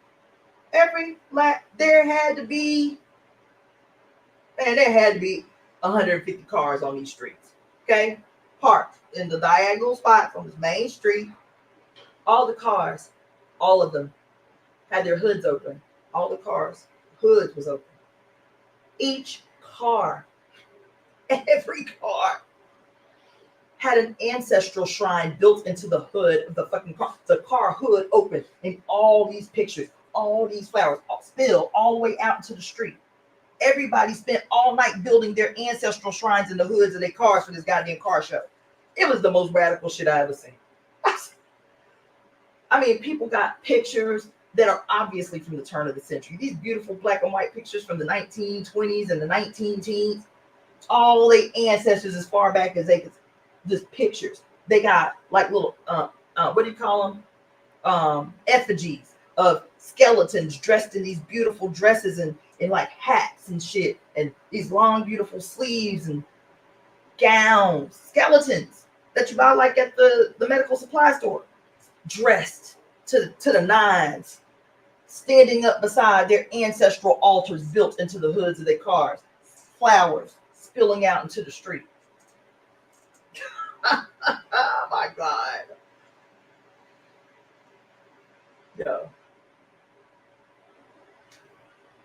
So, yeah, I've been telling y'all since the end of September, like the month of October about to be real radical out here. 2 eclipses, you feel me? 2 planets stationing direct, you feel me?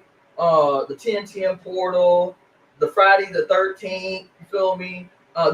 this particular October, one like it hasn't existed in 825 years. There were five Saturdays, Sundays, and Mondays in this month. Friday, Saturdays, and Sundays in this month. And all y'all can talk about is something that's been happening consistently and unending in the Middle East since 1948. And y'all don't think y'all being directed. Y'all don't think that your energy and your essence is being corralled like sheep to the slaughter. Y'all don't think that. Y'all think y'all really being ahead of the curve. Y'all really think y'all being politically dynamic, having your energy siphoned off to be engaged in these discussions that are emboldening two entities. Listen, all this energy around the world for the last 2 weeks, all this attention directed at Israel and Palestine.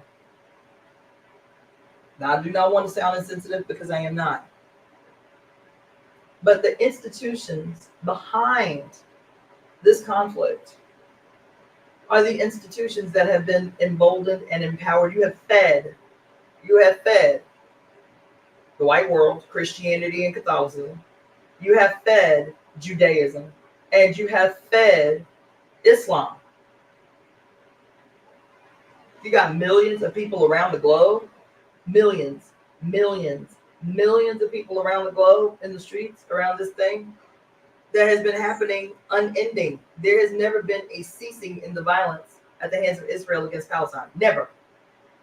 And every now and again, we can sport a bumper sticker that say, I support Palestine. But it is only when the media directs you.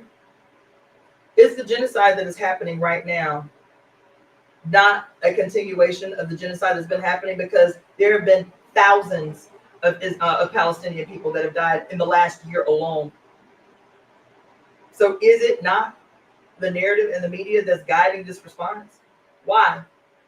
Is it the need for another power up? Is it a need to be able to monitor how willing you are to give energy to this thing?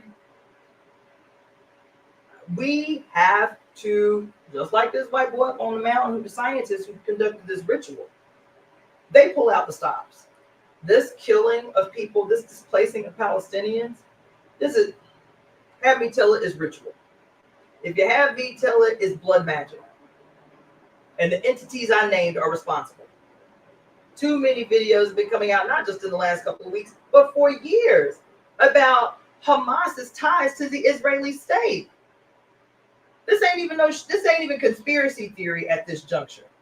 Israel, the cabinet members of Israel have admitted as much. We're responsible for how Hamas came to be. We're responsible. We paid for it. We funded it. So what? All of a sudden they're the enemy now? Or are they still in league with the Israeli state? That's not some new shit where these governments play the sleight of hand. They create the enemy consciousness and fund the enemy consciousness. Too many members of the Israeli cabinet have said it's the greatest mistake we ever made. We funded Hamas. We created Hamas. If you have me tell it, is blood magic that's happening. And unfortunately, women and children, as always, are bearing the brunt of these rituals, these blood magic rituals conducted to feed the god of war. This godhead created by these institutions, Catholicism, Islam, Judaism, and all the other patriarchal traditions that thrive off discord, chaos, and disorder. And they need the blood of human beings in general, and women and children in particular. Now, my personal position is women cannot keep being victimized by these societies and keep asking the question, why don't y'all do? Somebody was saying the other day, I've been seeing it go around for a couple of days. We don't have enough money for educational programs, and we don't have enough money for housing, and we don't have enough money for healthcare, and we don't have enough money to pay people a living wage, and we don't have enough money for this, but we got $100 billion to send for war. First of all, that ain't their motherfucking money. And if y'all don't start asking the right questions, y'all will forever be victimized by this bitch. That $100 billion is not theirs, it's ours. It's wealth generated by us, by people who go to fucking work every day and constantly create wealth that we do not have access to. That $100 billion didn't just materialize out of thin air. It is your blood and your sweat and your tears that generated that money. That money is yours, and you do not make demands of your money. You beg and plead crooked ass goddamn government officials to do this and do that. We need healthcare, and we need this, and we need that. But ain't nobody making no demands of these motherfuckers, and ain't nobody making their motherfucking lives uncomfortable enough that they have to comply to the demands. They ain't uncomfortable. They don't lose any sleep in this shit. They don't lose a wink of sleep in this shit. Because here we stay begging and pleading for some shit that's ours. For some shit that's ours in this motherfucking city. Everybody was complaining all weekend because black people have been disappeared the fuck out of the city. 500,000 black people have been run out of California out of LA in the last 20 years. Ain't nobody asking no questions, but they stay terrorizing black people. Black people had the taste of soul this weekend. And I was seeing video after video after video of how all these events happening this weekend. Thousands and thousands and thousands and thousands of motherfuckers in the street protesting Israel and Palestine. But the pigs were in Crenshaw District, Lamert Park, like the plague, stealing people's cars, having people's cars towed while they were at the Taste of Soul. Hundreds of black people's cars towed. Nowhere else did you hear these stories. There were thousands of protesters all over downtown. Nobody got their cars towed. But they showed up them sights on them Africans down at the Taste of Soul. They said it was hundreds of cars that were towed. Between what do you call it? The parking between parking enforcement and the fucking police presence down there. You can hear people on their videos like, what the fuck are y'all doing here? People just trying to have a decent weekend. What the fuck are y'all doing here? Get the fuck out of here. The chief of police was down at the Taste of Soul while all these pigs was down there harassing people and stealing motherfuckers' cars all weekend. Yet meanwhile, the 10,000 motherfuckers down in downtown protesting Israel and Palestine, ain't nobody got their cars towed.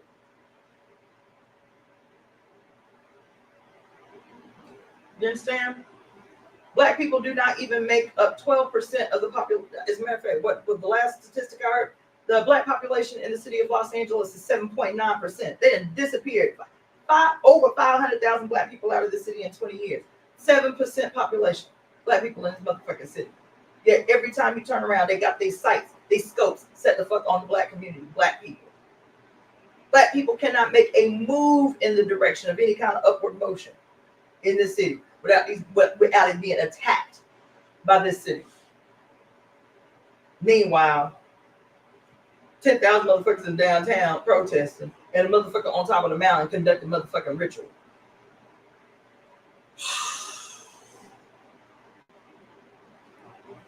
Meanwhile, this city got its first black female mayor, and her first order of business was to give every $4 generated by this city, about every $4 that come into the city of Los Angeles or generated in the city of Los Angeles, $1 of the $4, $1 goes to the goddamn police department.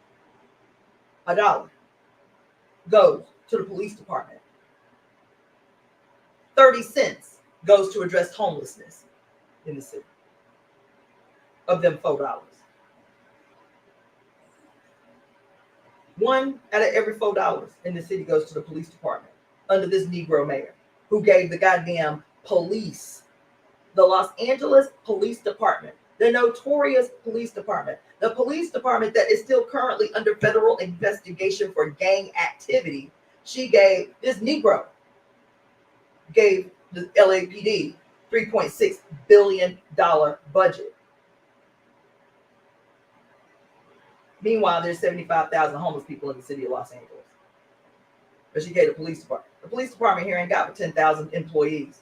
Fuck, you need $3.6 billion for a department that only has 10,000 employees. No Negro did that. While motherfuckers singing her praises and shit. The Negress did that. You understand? This is what theft looks like. Theft ain't a motherfucker running up on you with a gun. This is what theft looks like. To be in a city like Los Angeles, and it's not even something that's hidden. You can go on to the city's budget page. Her first order of business, the first black female mayor, and the only second black mayor of the city, first black female leader, mayor of the city. You're the fucking police department, a notorious police, a brutal police department. $3.6 billion. But there's 75,000 people sleeping on the streets in the city.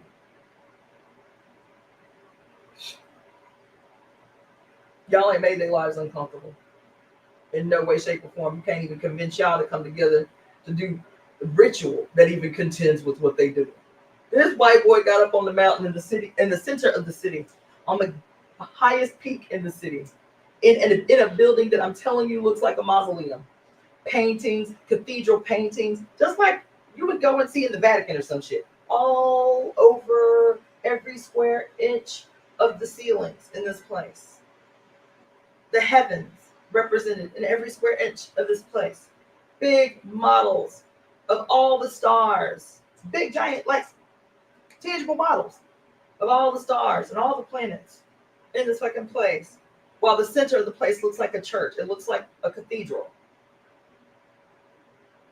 While there's a giant monument in the front erected that's as big as a city building of these 5 white astronomers who are responsible for everything that we know about the heavens. And his ass got up there conducting ritual during the eclipse. A scientist did that. This week was crazy. And I live in the craziest city on earth. You can't have me believe anything other. I live in the craziest city on earth. When I tell you, when you hear conspiracy theory stories about how I live right here in West Hollywood, I live 4 or 5 blocks from the Chinese Theater. I live right here in the heart of Hollywood. And when you hear these conspiracy theory stories about the shit that's happening in the open, baby, in the wide open, in the broad daylight in this bitch, and you think, oh, they hyping shit up. I'm trying to tell you, I was on this mountain during this fucking eclipse and watched this white boy scientist conduct a full-on ritual among 500 fucking people on the top of this goddamn mountain. I'm telling you, that happened. I ain't no conspiracy theorist. You feel me? I give a fuck about the Illuminati or any of that shit. Yeah, I don't sit there and watch documentaries for hours and hours on secret societies and none of that shit. So that ain't my bag. It ain't my lane. It ain't no shit I'd be interested in. But what I'm telling you, that I was on this mountain and I know what the hell happened, that they tried to play off innocent. This white boy got up there in a temple, because that's what the observatory is. It's a temple at the highest peak in this city that has the largest vortex in this whole country. And they've measured them. They've mapped them. These vortices that exist on this continent. And LA's is the biggest.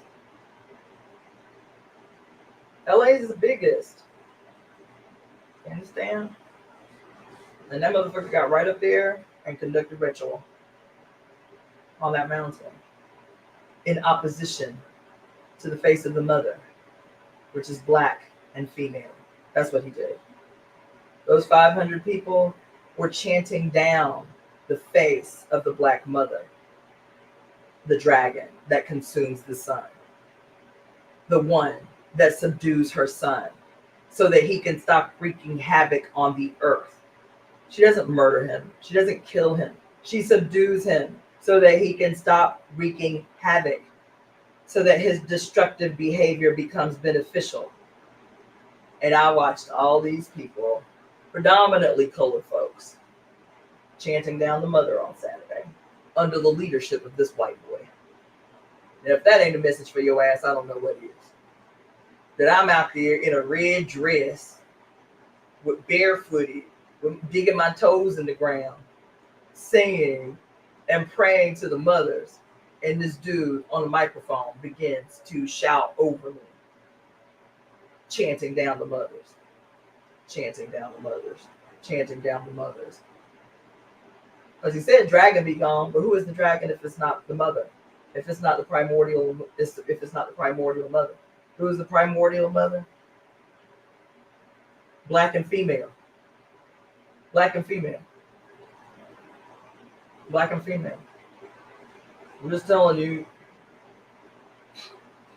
that shit happened. His white ass was up here on the platform talking over a microphone. My black ass was down here in a red dress, barefoot, in opposition. And he galvanized all that vocal energy, all that happiness, all that awe over the event. 500 people chanting, "Dragon be gone, dragon be gone." And he's directing that shit like he's directing an orchestra.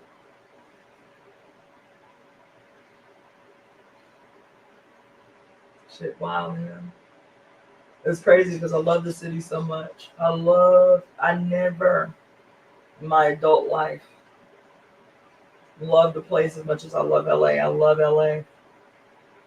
And I love a lot of places. I love Atlanta. Atlanta is my second home, if you have me tell it. I love Atlanta.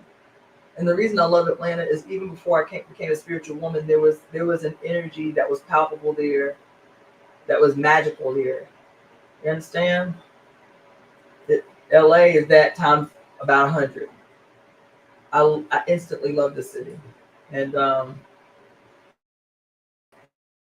but as much as I love the city, is as cleanly aware as I am all the time. The state is partnered with these entities. The state is partnered with these entities and these institutions that work magic. They are in a partnership, the state and the church. They are in a partnership, the state and these institutions of spell casting and magical work. If the Illuminati is a thing, it's in league with the state.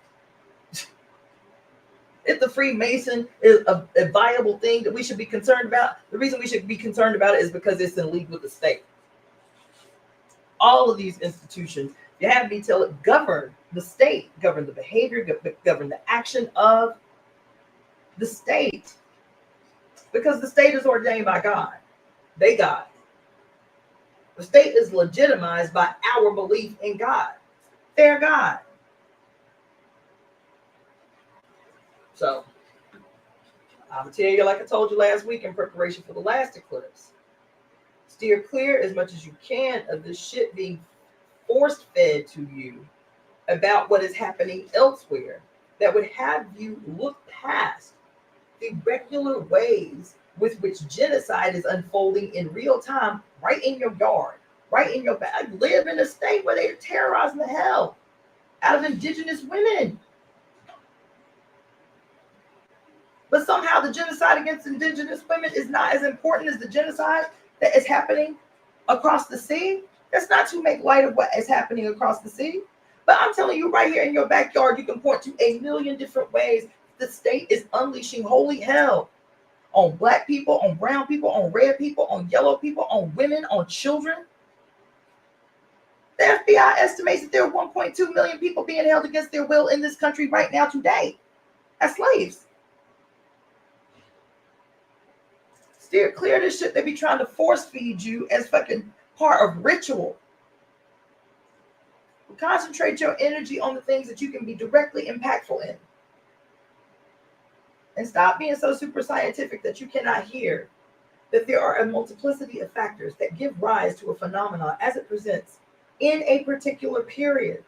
Those factors can be seen and unseen. And you can account for as many as you can.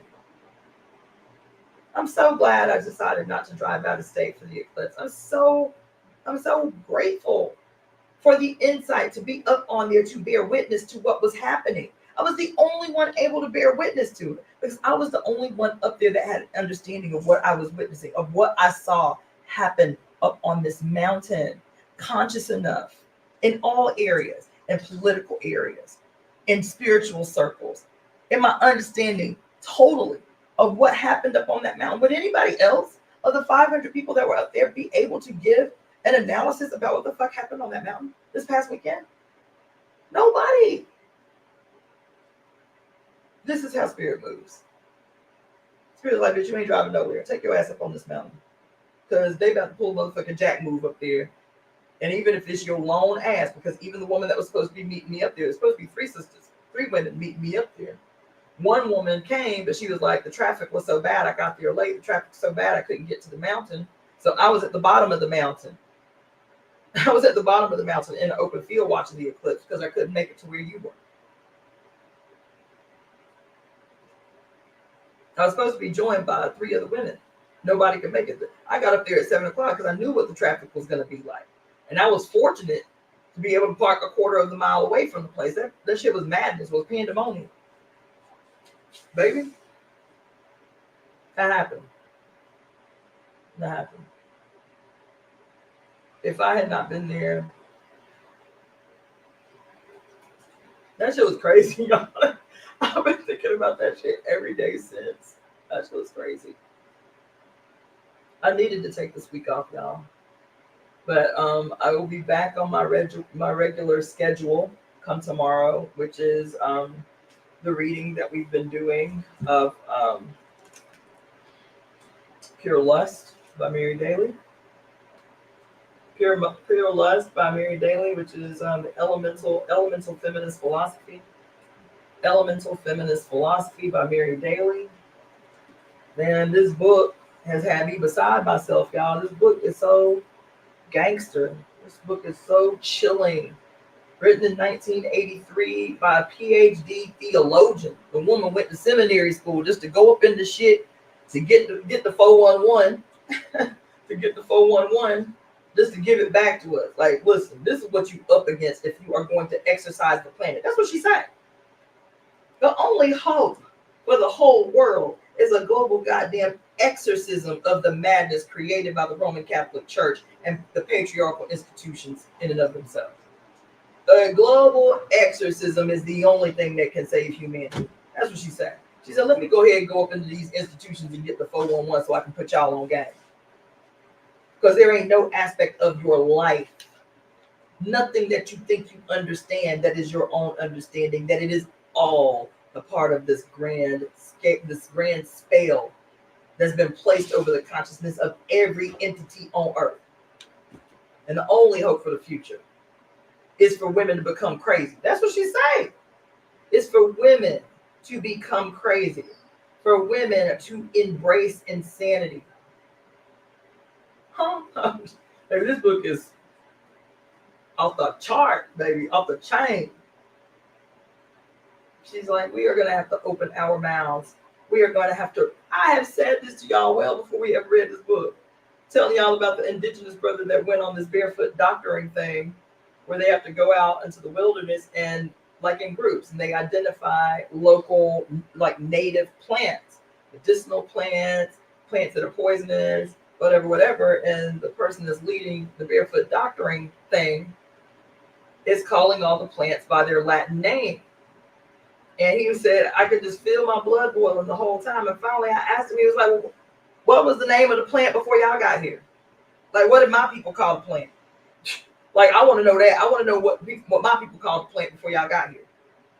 You understand what I said? We're going to, like, it's not a joke. We're going to have to rename everything. Every motherfucker, all our body parts. Going to have to be renamed. All our body parts are named after white boys that, quote, discovered the part. You know? My ability to climax, the organ responsible for my ability to climax is named after a white boy. You understand? So it's always making jokes about how we gonna have to rename everything. Everything we're gonna have to rename. In 1983, Mary Daly said, part of the power required to uncast spells is renaming everything. I said, oh my God. Oh my God. She said, we got to rename everything. We gotta rename everything. We have to re-know the true meaning of all things. This book, man, is awesome. It's awesome. So that's what I'll be reading every day at 5 p.m. Pacific Standard Time on YouTube, Facebook, Twitch, and IG. Pure Lust by Mary Daly. She says that for women who are going to change the world, part of our work is to have the courage to sin. Is to have the courage to sin. I can tell y'all what else happened this weekend, because something else happened this weekend. I might save it since we almost at the end of time. But something else happened this weekend. I'm gonna tell you a quick version. I went dancing. So Saturday was the whole thing, and I was undone, right? I didn't do nothing all day Sunday. I decided I'm gonna go dance some of this madness off that I experienced the day before. So I went dancing at this dance party I go to every Sunday called Utopia Tribe. I go dancing. I've been going there a year. Never had no problem. You know, white people, they haven't learned, how to gauge their space when dancing. But every time you see black people, brown people, red people dance together, it's like, even though they're getting busy, there's like just this general knowledge and awareness of space around you. So you don't see a bunch of people running into each other, bumping into each other, stepping all over each other. Everybody just move in synchronicity. You feel me? Like respecting each other's space and shit. I go dancing, and there are these black women. I even tell one of the sisters, you look just like Oya. She had on this beautiful 9-colored scarf, and her hair was in dreads, and she looked amazing, right? She acted like I didn't even speak to her. Acted like I didn't even say nothing. I was like, oh, okay. So I commenced to dance, and I came there to get it in. Dancing is my medicine. Dancing is ceremony. So there are 3 sisters, all beautiful, all dreads, all my complexion, dancing. But in there pretending that I'm not there, one bitch kept slinging me in the face, popping me in the face every time she danced, like just accidentally. She's smacking me with her fucking hair. And I'm like, okay, you understand? The other sister kept stepping on me and backing up into me like she didn't see me when she stepped the fuck in front of me. I was like, what the fuck is happening right now? I only have these experiences with clueless white people. But all of a sudden, these black women, and they ultra black, dread-headed, beautiful sisters, just violating, right? One of their friends comes, walks up, bumps me, steps on my toe, like she didn't even see me, and kept walking to talk to her friends, hugs everybody. They started dancing. I was like, what? I'm asking spirit because it's still a new moon. So I'm like, what the fuck is happening right now? Like, what am I supposed to be gleaning from this? I don't want to be out here raging because that ain't why I came. So like, what the fuck is happening right now? That these black women are like ignoring me, but like invading my space at the same time. You feel me? This other sister comes up, light-skinned sister, real fair-skinned sister. Walks up, she's all, because all these sisters are her, they were all waiting for her. She won, it's her birthday. So they all like, oh, hey, girl. They all hugging her. They all dancing. I'm still dancing. I'm still doing my thing. You know what I'm saying? Then my mind, I'm like, I don't take up space. So like, why the fuck y'all on me? Like, why y'all making it a point to come over here where I'm at to violate my space? You feel me?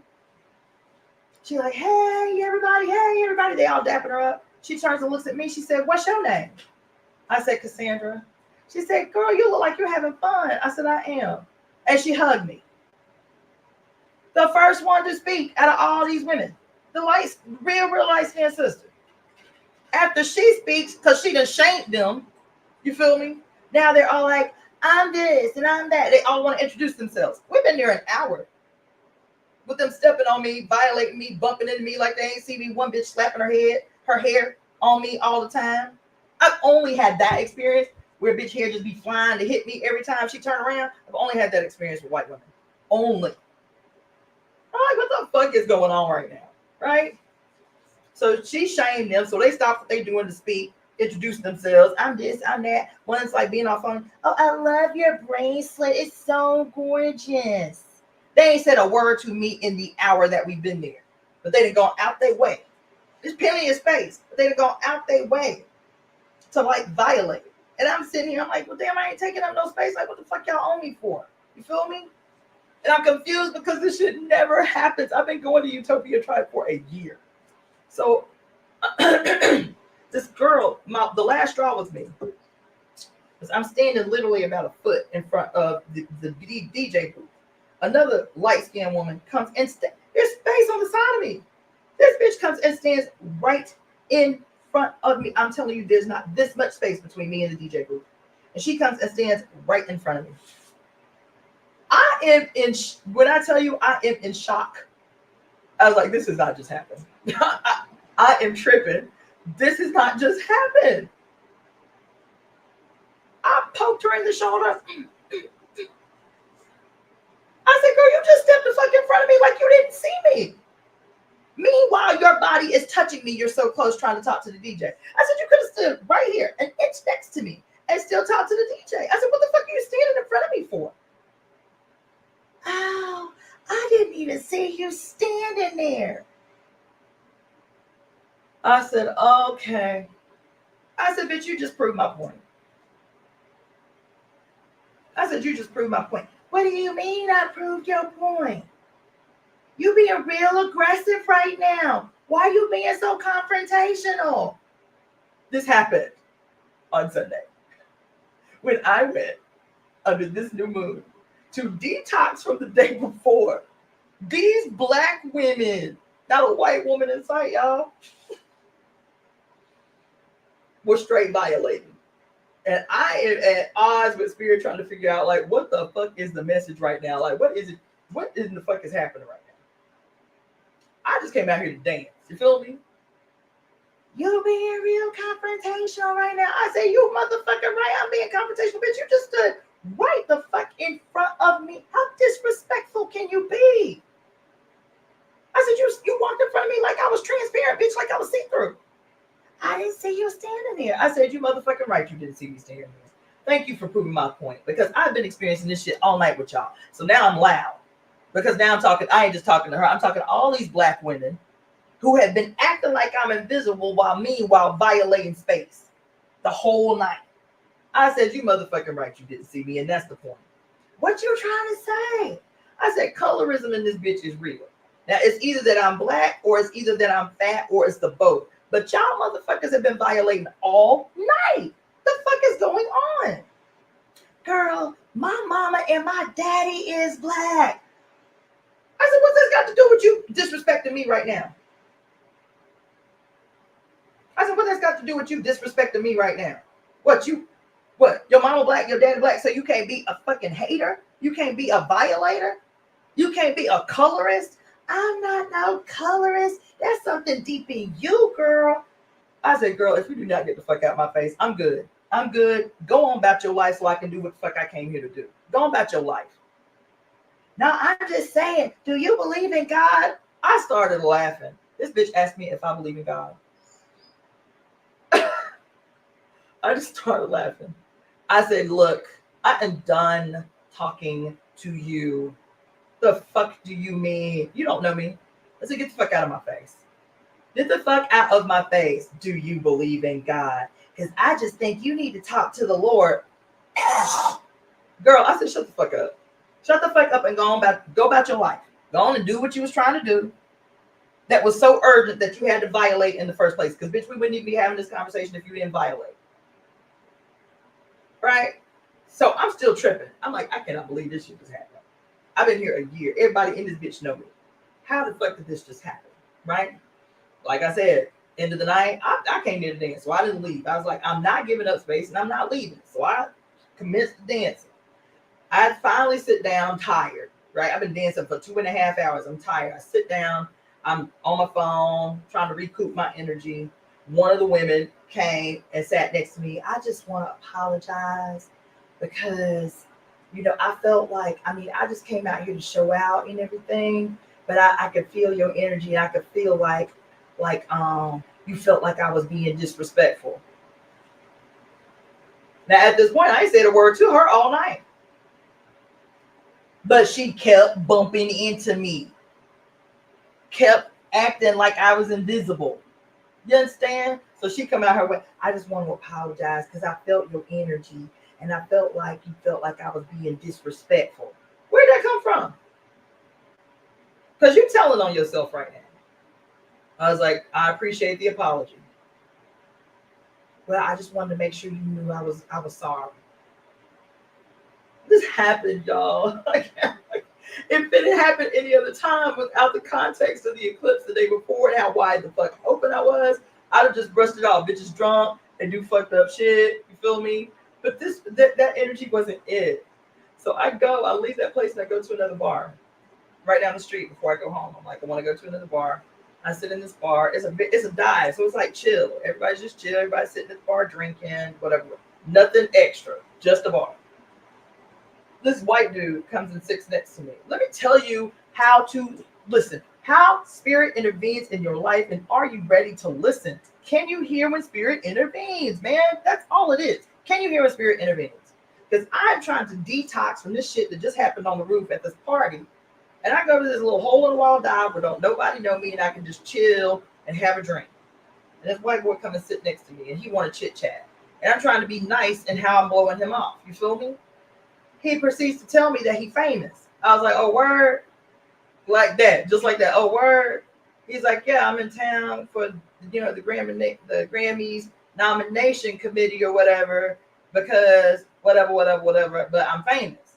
He's like, but it's funny. When I come to Hollywood, I ain't famous. But where I'm from, in Houston, everybody know me. I couldn't come and sit in a bar like this. He's like, it's kind of cool, because I can come and sit in a bar like this and people ain't harassing me, bum rushing me and shit. But in Houston, I couldn't do that. Everybody know me. I was like, oh, word? That's cool. Okay. I'm still trying to drink my drink. Okay. He said, when I got started in this industry, now this is a regular, everyday looking white boy. Nothing extraordinary at all. He said, when he just giving me his whole life story, y'all, and this shit happens to me all the time, where strangers will just feel compelled to tell me their whole life story.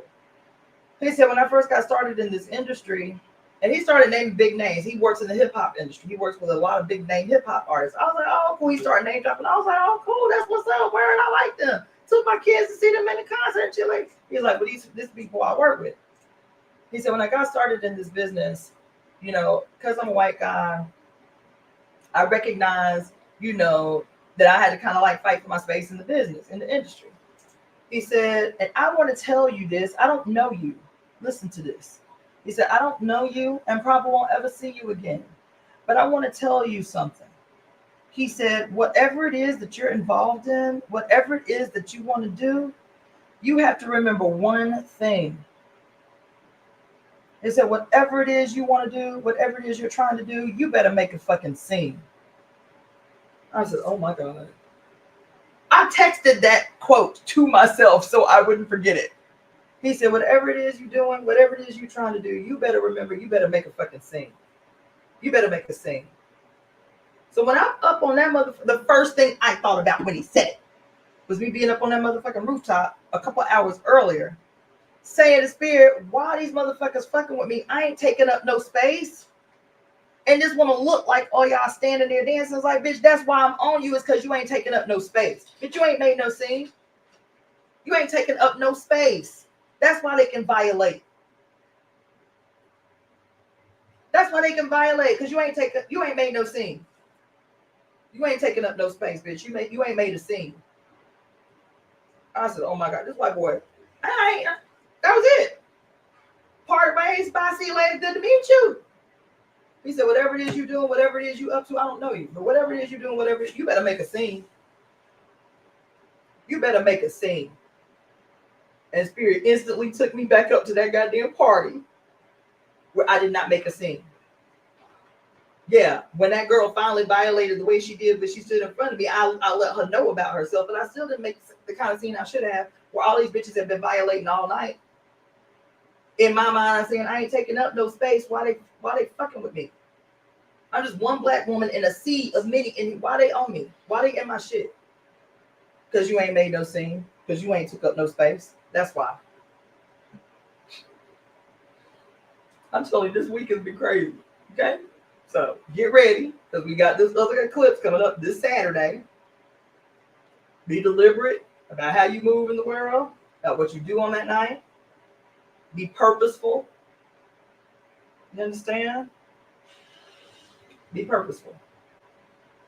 And be ready to hear when spirit intervenes. This white boy sitting next to me in this bar was a spiritual intervention, y'all. I'm trying to say, was an intervention.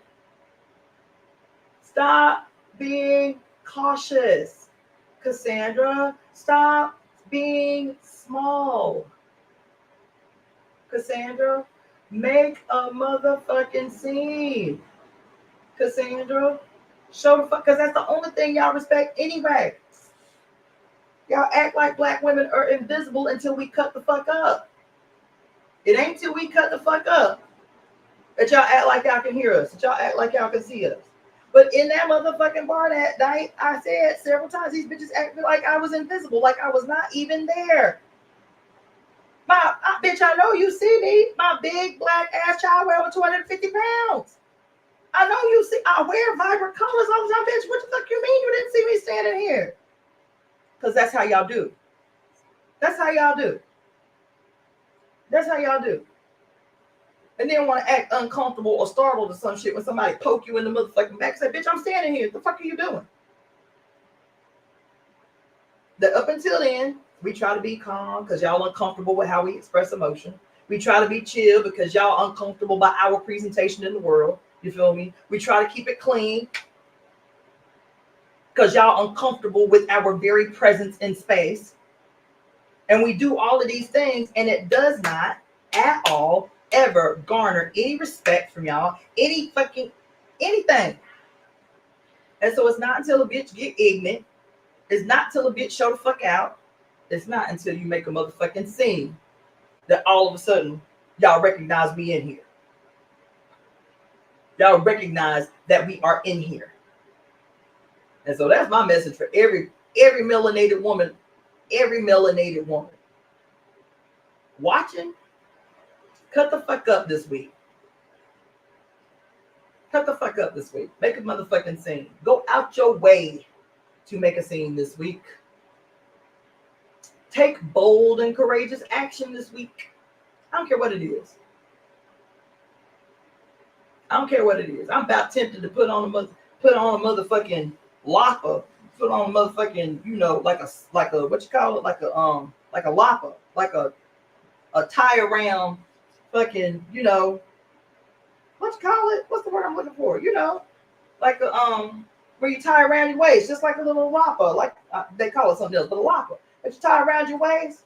I'm about tempted to put one of them motherfuckers on with my bare feet and walk through this motherfucker with my titties out. I'm telling y'all about this shit last week had me fucked up. A wrap. Thank you. Thank you, Alma. I see you, boo. You understand? Take bold and courageous, audacious, obscene action this week. Obscene action this week. I'm reminded of these stories about how, like in Africa, there were stories about women, black women, like was it Shell Oil Company was set up in Nigeria and wasn't giving any of the indigenous people any jobs, had bust in all these white boys from all over the West to work in these oil plants in Nigeria. Meanwhile, the people in Nigeria didn't have electricity and didn't have running water, and their males couldn't get no jobs in the plant. But meanwhile, they bleeding oil out of Nigeria, and the women, the women weren't even armed. The women didn't even have weapons. They say thousands of women in Lapas, bare-breasted, took the oil plant, held the workers hostage for weeks while negotiating jobs for their husbands and their sons. And how in African culture, when women get to the brink, where they get so frustrated, they get so fed up that they enter into the scene bare-breasted, they call this, what do they call it? I've heard it called the rage of the Iami. When black women come squatted up and their titties is out, they mean business. This is a thing. I've heard about demonstrations in the thousands of black women changing whole political policies because they just stepped on the scene with a lopper on, a wrap on, and their titties out. Like, come on, fuck. Let these motherfuckers out of jail. that y'all got holed up in the jail and they let them out of jail. Now, all these thousands of motherfuckers in the street here in LA calling themselves demonstrating for what's happening in the Middle East. I'm just curious to see what a jack move would be, you know, if all the women decided that they ass is gonna roll up out there in their blue jeans or whatever, they shorts or they loppers or whatever, and have their titties out and be like, look, motherfuckers, we mean business out here.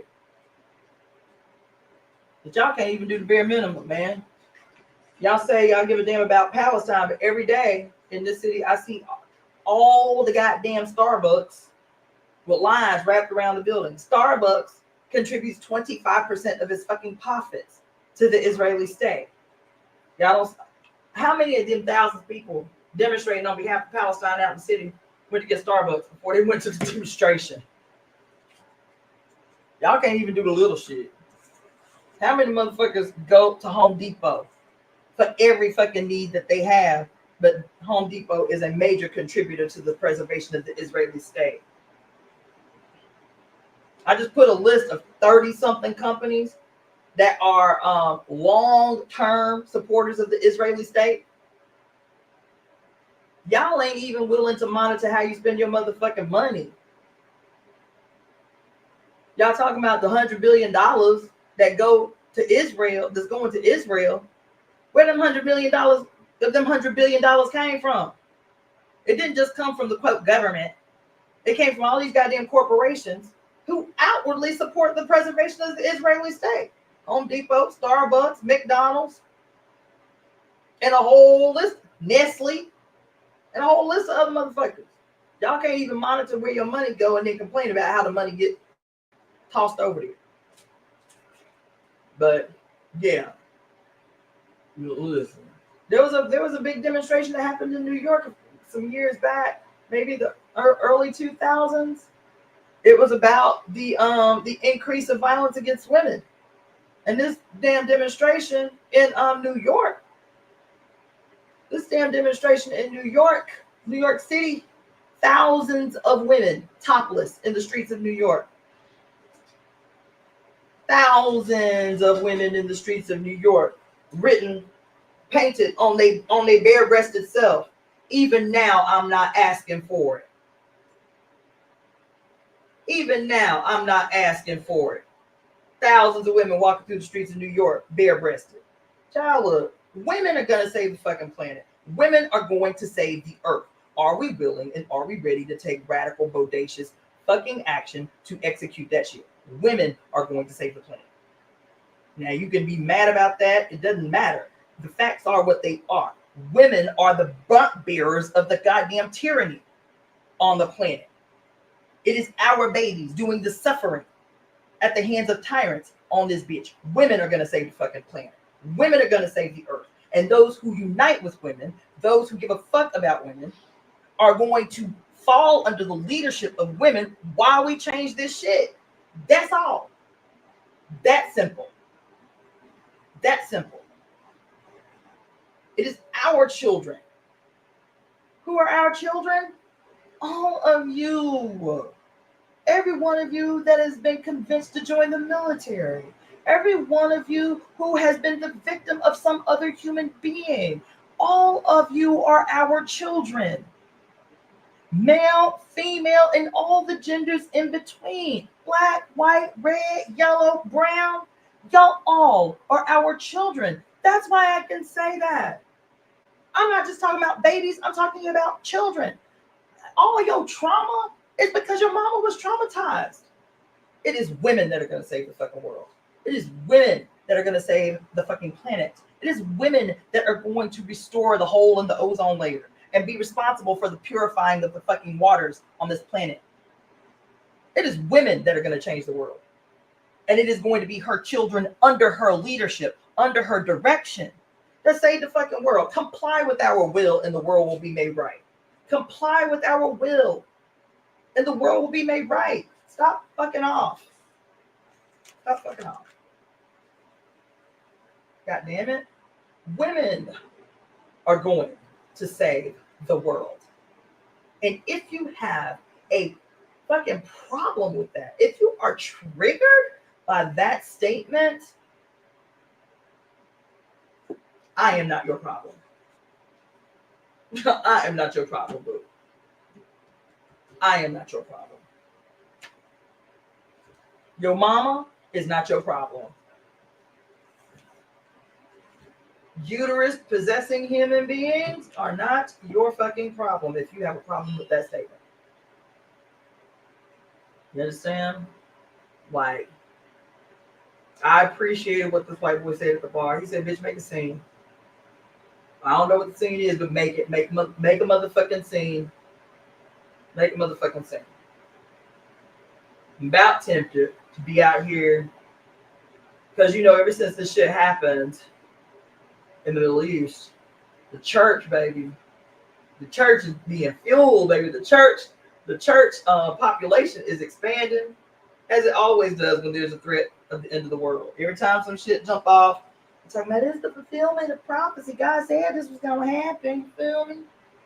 The church doors fling open, and child people start pouring up into them institutions and giving all their money to these institutions. And so, like I said, I live right down the street from Central Hollywood, and every time I go down there, there's all these people blocking up the road with giant ass signs, like big ass signs. Jesus is coming. Are you ready? People singing on the side of the street through big PA systems, songs to the Lord. The Hebrew Israelites out there squad deep these days. They build little makeshift stages right here on the Walk of Fame. The Hebrew Israelites be out there squad deep, be having Spanish interpreters and shit, talking this bullshit. You feel me, baby? I'm about tempted to get me some t-shirts and some billboards made. We go up on Hollywood Boulevard, go ahead and start preaching the word all impromptu on the street corner. You feel me? Singing songs to the mothers and shit. Because this shit is radical out here. This shit is radical. Understand? Anyway, I think that's all I got for y'all today. It's almost 1:30. I'm going to sleep for the rest of the day. But I appreciate you joining me. I appreciate all of your feedback. I've seen all your comments, though I haven't been really disciplined about commenting this week. I had a lot to tell y'all, but keep your minds clear this week of this bullshit. If you need to power up, if this week is not the week for you to be like, you know, causing a scene or whatever, that's cool. Because I will be sleeping a lot this week. Last week, about Smooth took it out of me, man. About Smooth took it out of me. I spent so much time preparing y'all, you know, for ritual and how to show up for it. I was like, damn, I took a Smooth out of myself trying to prepare y'all, doing readings for y'all and stuff. Yo, I am just curious to see what's going to unfold this week. I'm telling y'all, this blood moon partnered with this eclipse. Yo, yeah, steer clear of what you can. You know what I'm saying? Do not get caught up in this. Do not get caught up in this bullshit. I'm just reading through some of you guys' comments.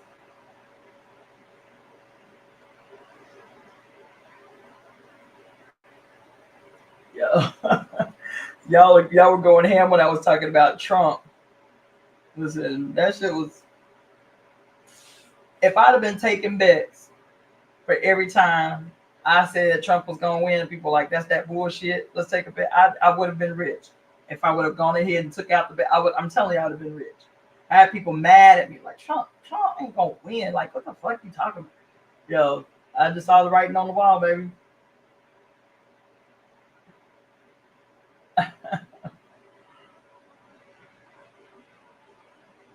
Shanice Coleman, that's an interesting question. Shanice asked when I was talking about being reincarnated into your offspring.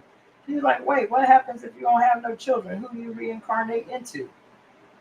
Yeah, we say, I mean, okay, so this is an interesting question. Let me go ahead and attempt to answer. But you know, my position, I have beliefs.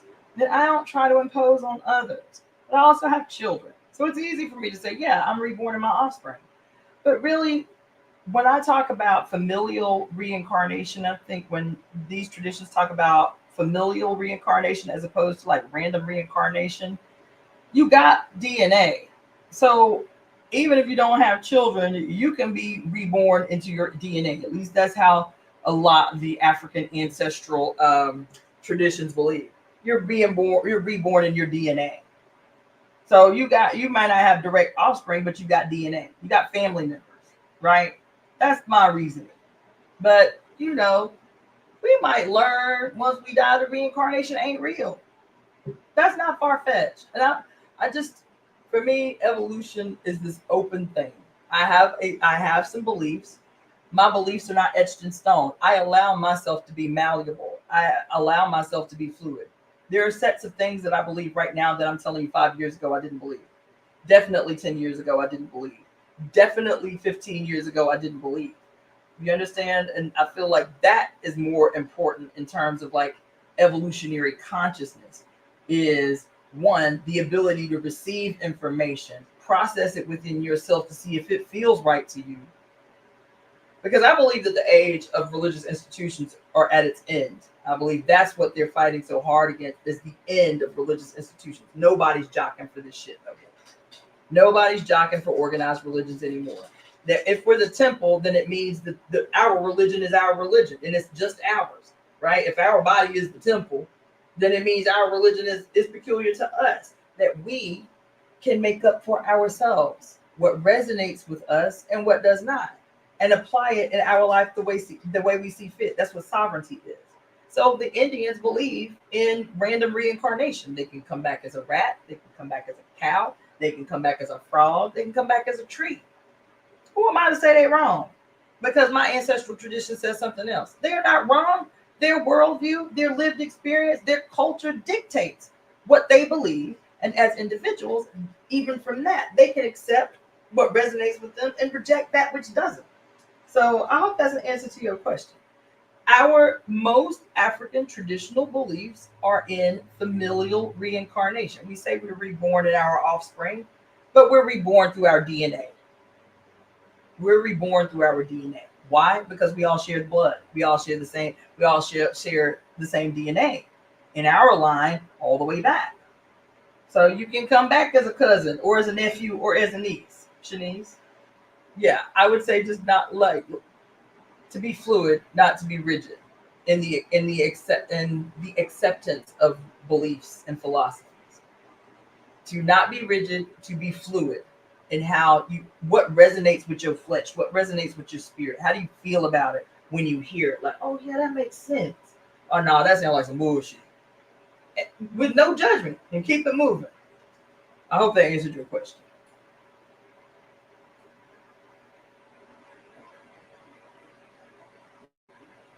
Mm-hmm. Yeah, these are good comments. I'm glad I'm going back over them. The soul is unlimited and not based in the physical body, but the physical body is a necessity to understand the soul. Thus, it wouldn't exist. Thus, our mother wouldn't have saw fit to create it. What does she need a physical body for if she was already, if there was no experience to be had in the material form, in a physical body? What was her purpose for the execution of this project called the production and reproduction of real life through the bodies of females with uteruses acting as stargates or portals from the celestial realm to the physical realm? What would be the purpose? There's a way that we always reduce the significance of flesh. We always reduce the significance of our flesh in form. We always reduce the significance of the flesh as a necessary tool and instrument in the execution of spiritual magic. The flesh is just as important as the spirit. I will continue to say it. I will forever say it. The flesh isn't some, insignificant vehicle through which our spirit rides around in. Our flesh, when we talk about the meeting together of heaven and earth, we're talking about the meeting of spirit and flesh. Flesh is an equal partner in this process that we call spirituality. We just talked about this last week when we talk about in Hindu tradition and Asian cultures, the path of the left hand and how it's always ignored as significant. But in these traditions, they saw that the path of the left hand was an equal and opposite path to enlightenment. The flesh, the indulgence in the flesh, the caring, the centering of the flesh as an equal path, an equal and opposite path to enlightenment. But we reject it and we ignore it because we are raised up in traditions that teach us that spirit is everything and flesh is nothing. Why? Because they need you to hate the flesh, because to hate the flesh is to hate your mother, the progenitor of flesh, the creator of flesh. We have to be careful about how we articulate shit.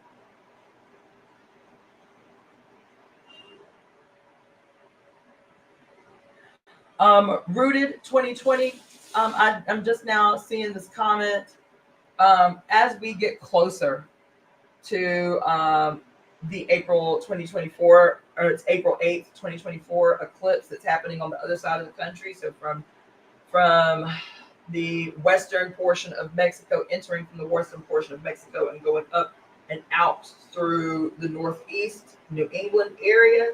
I'm going to actually, that is what I am traveling for. I'm actually going to be in Arkansas, Hot Springs, Arkansas, which is in the path of totality for that eclipse, because I go rock hounding in Arkansas every once in a while.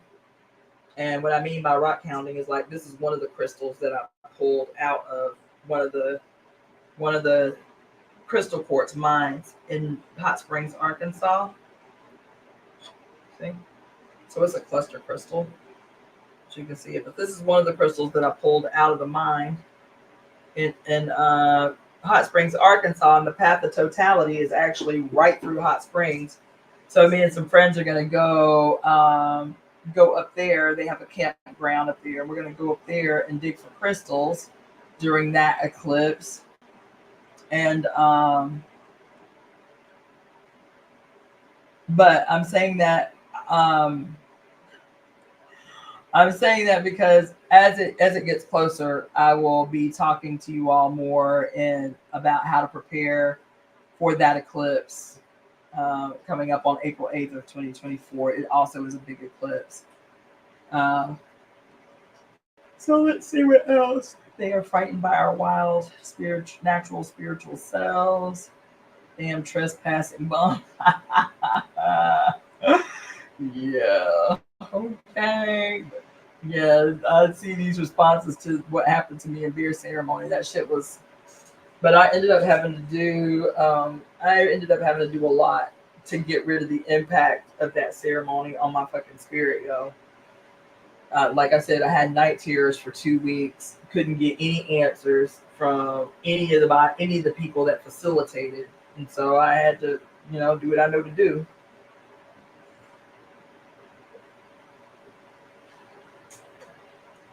To set myself back right, letting motherfuckers in my space, and all they attempt to do is thrive off your energy. That's what happens. They end up trying to thrive off your energy when you're in these spaces. That's why I said for a long time after that shit happened with the beer ceremony, with the ayahuasca experience, I'm not letting males facilitate shit for me anymore. Not readings, not nothing.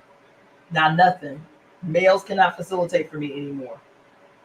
Because unless you're working under the leadership and direction of some elder woman as a male, I don't trust you. I don't trust your intentions. I don't. Unless you are being held accountable to a female elder of some kind, I don't trust your intentions. There's nothing that's taught me that I should trust your intentions. There's nothing that has taught me in experience that I should trust your intentions. That y'all have to be held accountable, even as teachers, even as so-called leaders. If y'all are not under the direct leadership of some council of elder women, some elder woman herself, can't no man read for me anymore.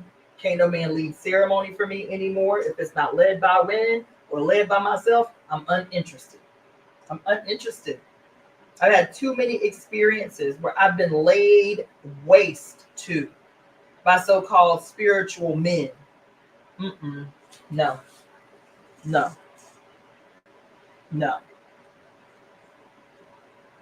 And even if a dude is under the direct tutelage of, direction of, anything like that, some woman, I'll still tread lightly. I'm gonna tell you, I still feel like the shit suspect. Y'all got dues to pay in order for people to feel like they can trust you again spiritually. I got dues to pay. Y'all got a rectification process y'all need to go through. Shit. Go in these spaces where I'm supposed to feel safe and feel like I'm under spiritual assault. No, ma'am. No. These these comments got me cracking up. Samar KO says, so what's more powerful, social constructs and customs or the truth? Well, for one thing, there can be more than two things can be true at the same time. So truth is objective most times, but truth, as people understand it within the context of social constructs and customs, can be subjective and is subjective a lot of the time. So that's kind of a, to ask what's more powerful is to look at the world. Is truth more powerful or is social constructs and customs more powerful?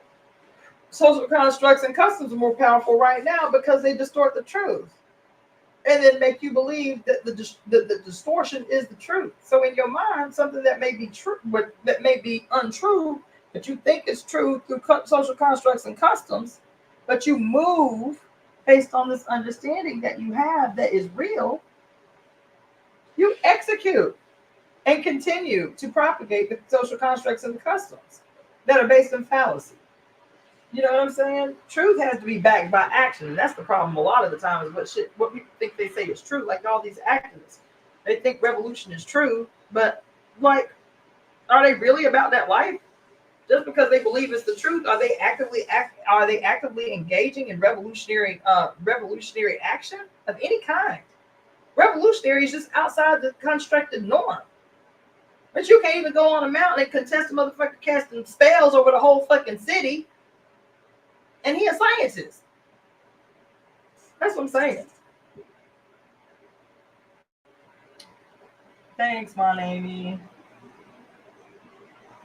Yo, I'm about to go right back to sleep, y'all.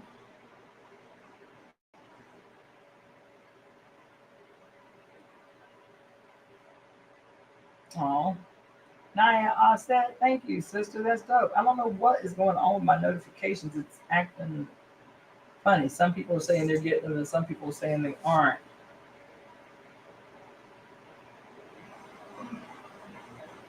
Okay, Abasi said he just ordered his copy of Pure Lust. Y'all better get right. Y'all better get right. Yes, Samara KO said, oh my God, I have run-ins indirect with women last week too. I think it's just a trying energy. I'm telling you, that shit had me beside myself because I love us so much. And these sisters were so gorgeous, so beautiful. I'm like, why y'all trying? That's what I kept saying. Like, why these bitches trying me? Like, what the fuck is going on? Why do they keep trying me? Yeah. But again, I told y'all, like with Pluto, I think Pluto was conjunct Mars. Is that what happened? That's battle energy. That's warring energy. I told you it was the potential for you to get engaged, to get involved in like violent confrontation. Like I was saying, don't box nobody, don't get in no arguments. And I got tried. Oh, excuse me. Yes, okay. I think those are all the comments.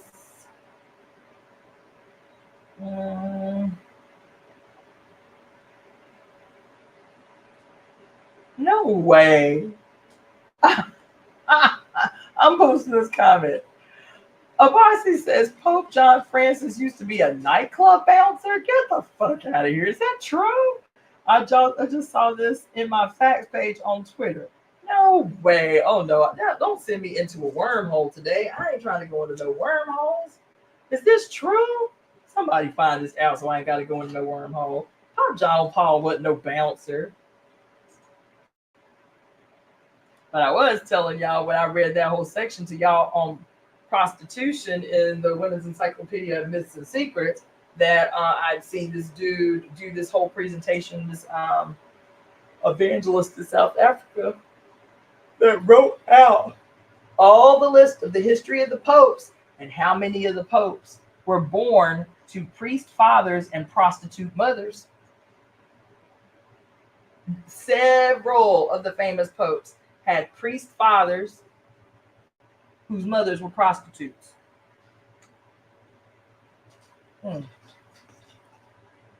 Go back to the live that I did on sacred prostitution. That shit was good. How does the soul and spirit do anything without the flesh? Yes. Asia Carly, thank you for tuning in from Arkansas. I'm gonna be in your neck of the woods come April.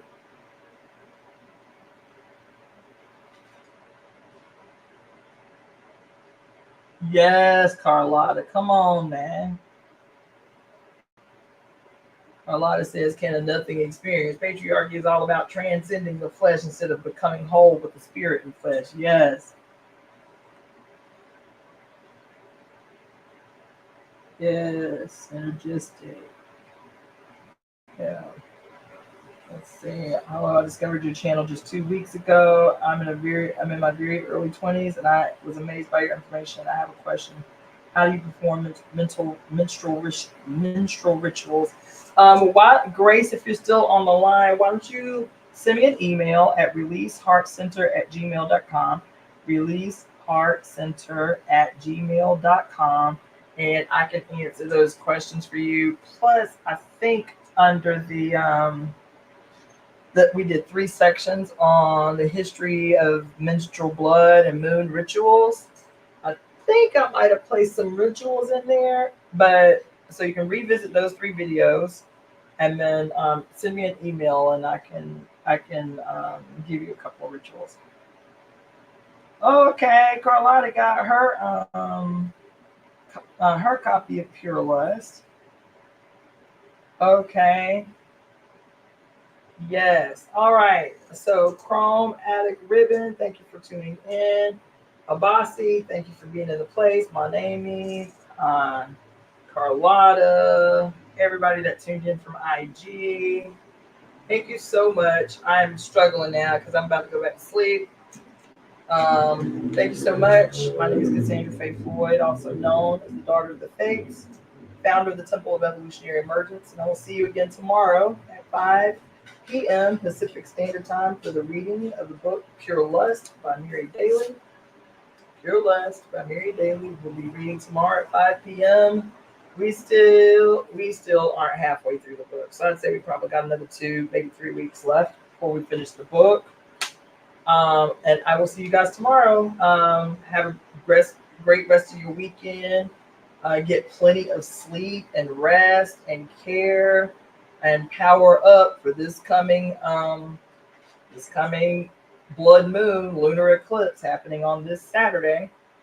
So through the week, I'll probably be doing the same thing that I did last week, not this past week, the week before, which is maybe doing some late night lives, 9:36 p.m., doing some readings.